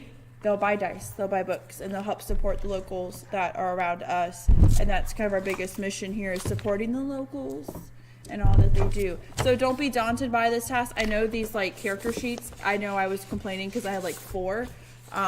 But it's not as bad as it looks. I mean, honestly, once you learn and come a few times and play, you'll know. And we'll tell you, like, it comes down to, can I do this? More than likely the answer, especially in this scenario, will be, Yes. you can certainly try to do it, and I'll tell you to roll something, and if you somewhat succeed, then we'll just continue on. Yes, and. That's Role the playing. wonderful thing about 5e. Yeah. Makes Yes. it so easy. Well, it's also what's great about this is you don't have to worry about, oh my god, my character's gonna die. Mm-hmm. You know? Like, oh, I got both Because players like cut off. we talk about like with these characters, we're like, they were cool to play for 3 hours, we're done. Yeah.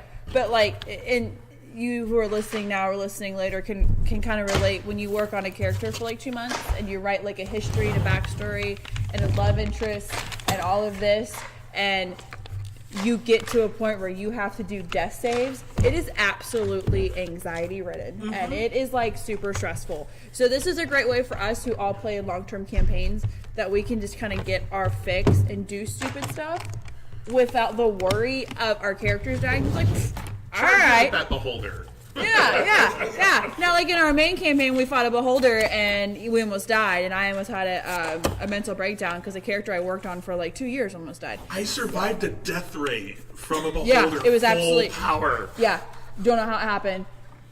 Thank you, Net 9 20. hit points. But yeah, so thank you guys so much for tuning in tonight, or for those who will be watching the VOD, it will be up tomorrow and later this week on our YouTube channel, Binge One Game One, so it'll be up there later. But yeah, and we love you guys. Thanks, Chris, for hanging out from Holland Yes. all Yeah. night with us. Yeah. That was super Awesome. super cool. And I promise that, or I'm gonna try not to say the F-bomb too many times. Yeah, we'll work on it. Sorry, we're trying. Hey, twice. Hey, for Chris, that's actually really good. I got Like, more. this I is said very it once. clean. I did say it. No, I only said it 1.5. 1.5. You said it 1.5. I said it once. Yeah, sorry. We apologize. Believe me, trust me. For those of you who know me, that was That was pretty at good. this hour. That's great. Yes. And when we are running it in here or at But yeah, here's Dubrowski's, very different. when we run it here with people, like, we want to make this a good place for if you want to bring your family, you can bring your family, and we just want to make it a place for everyone Yes. who wants to come and play. Yes. So when we're here and we're playing at the tables, we are going to be very aware, and we're already trying to be very aware that this is a family environment, unless we have a random event that is very specifically not, which we will tell you. So And we'll warn you ahead of time help before that us, happens. please, understand us, love us. We hope you do. Thank you, guys. I think we're gonna log off now. Is that right? Yes. We'll see you guys next Wow. Tuesday. Bye, guys. All you hit is stop stream. Stop stream.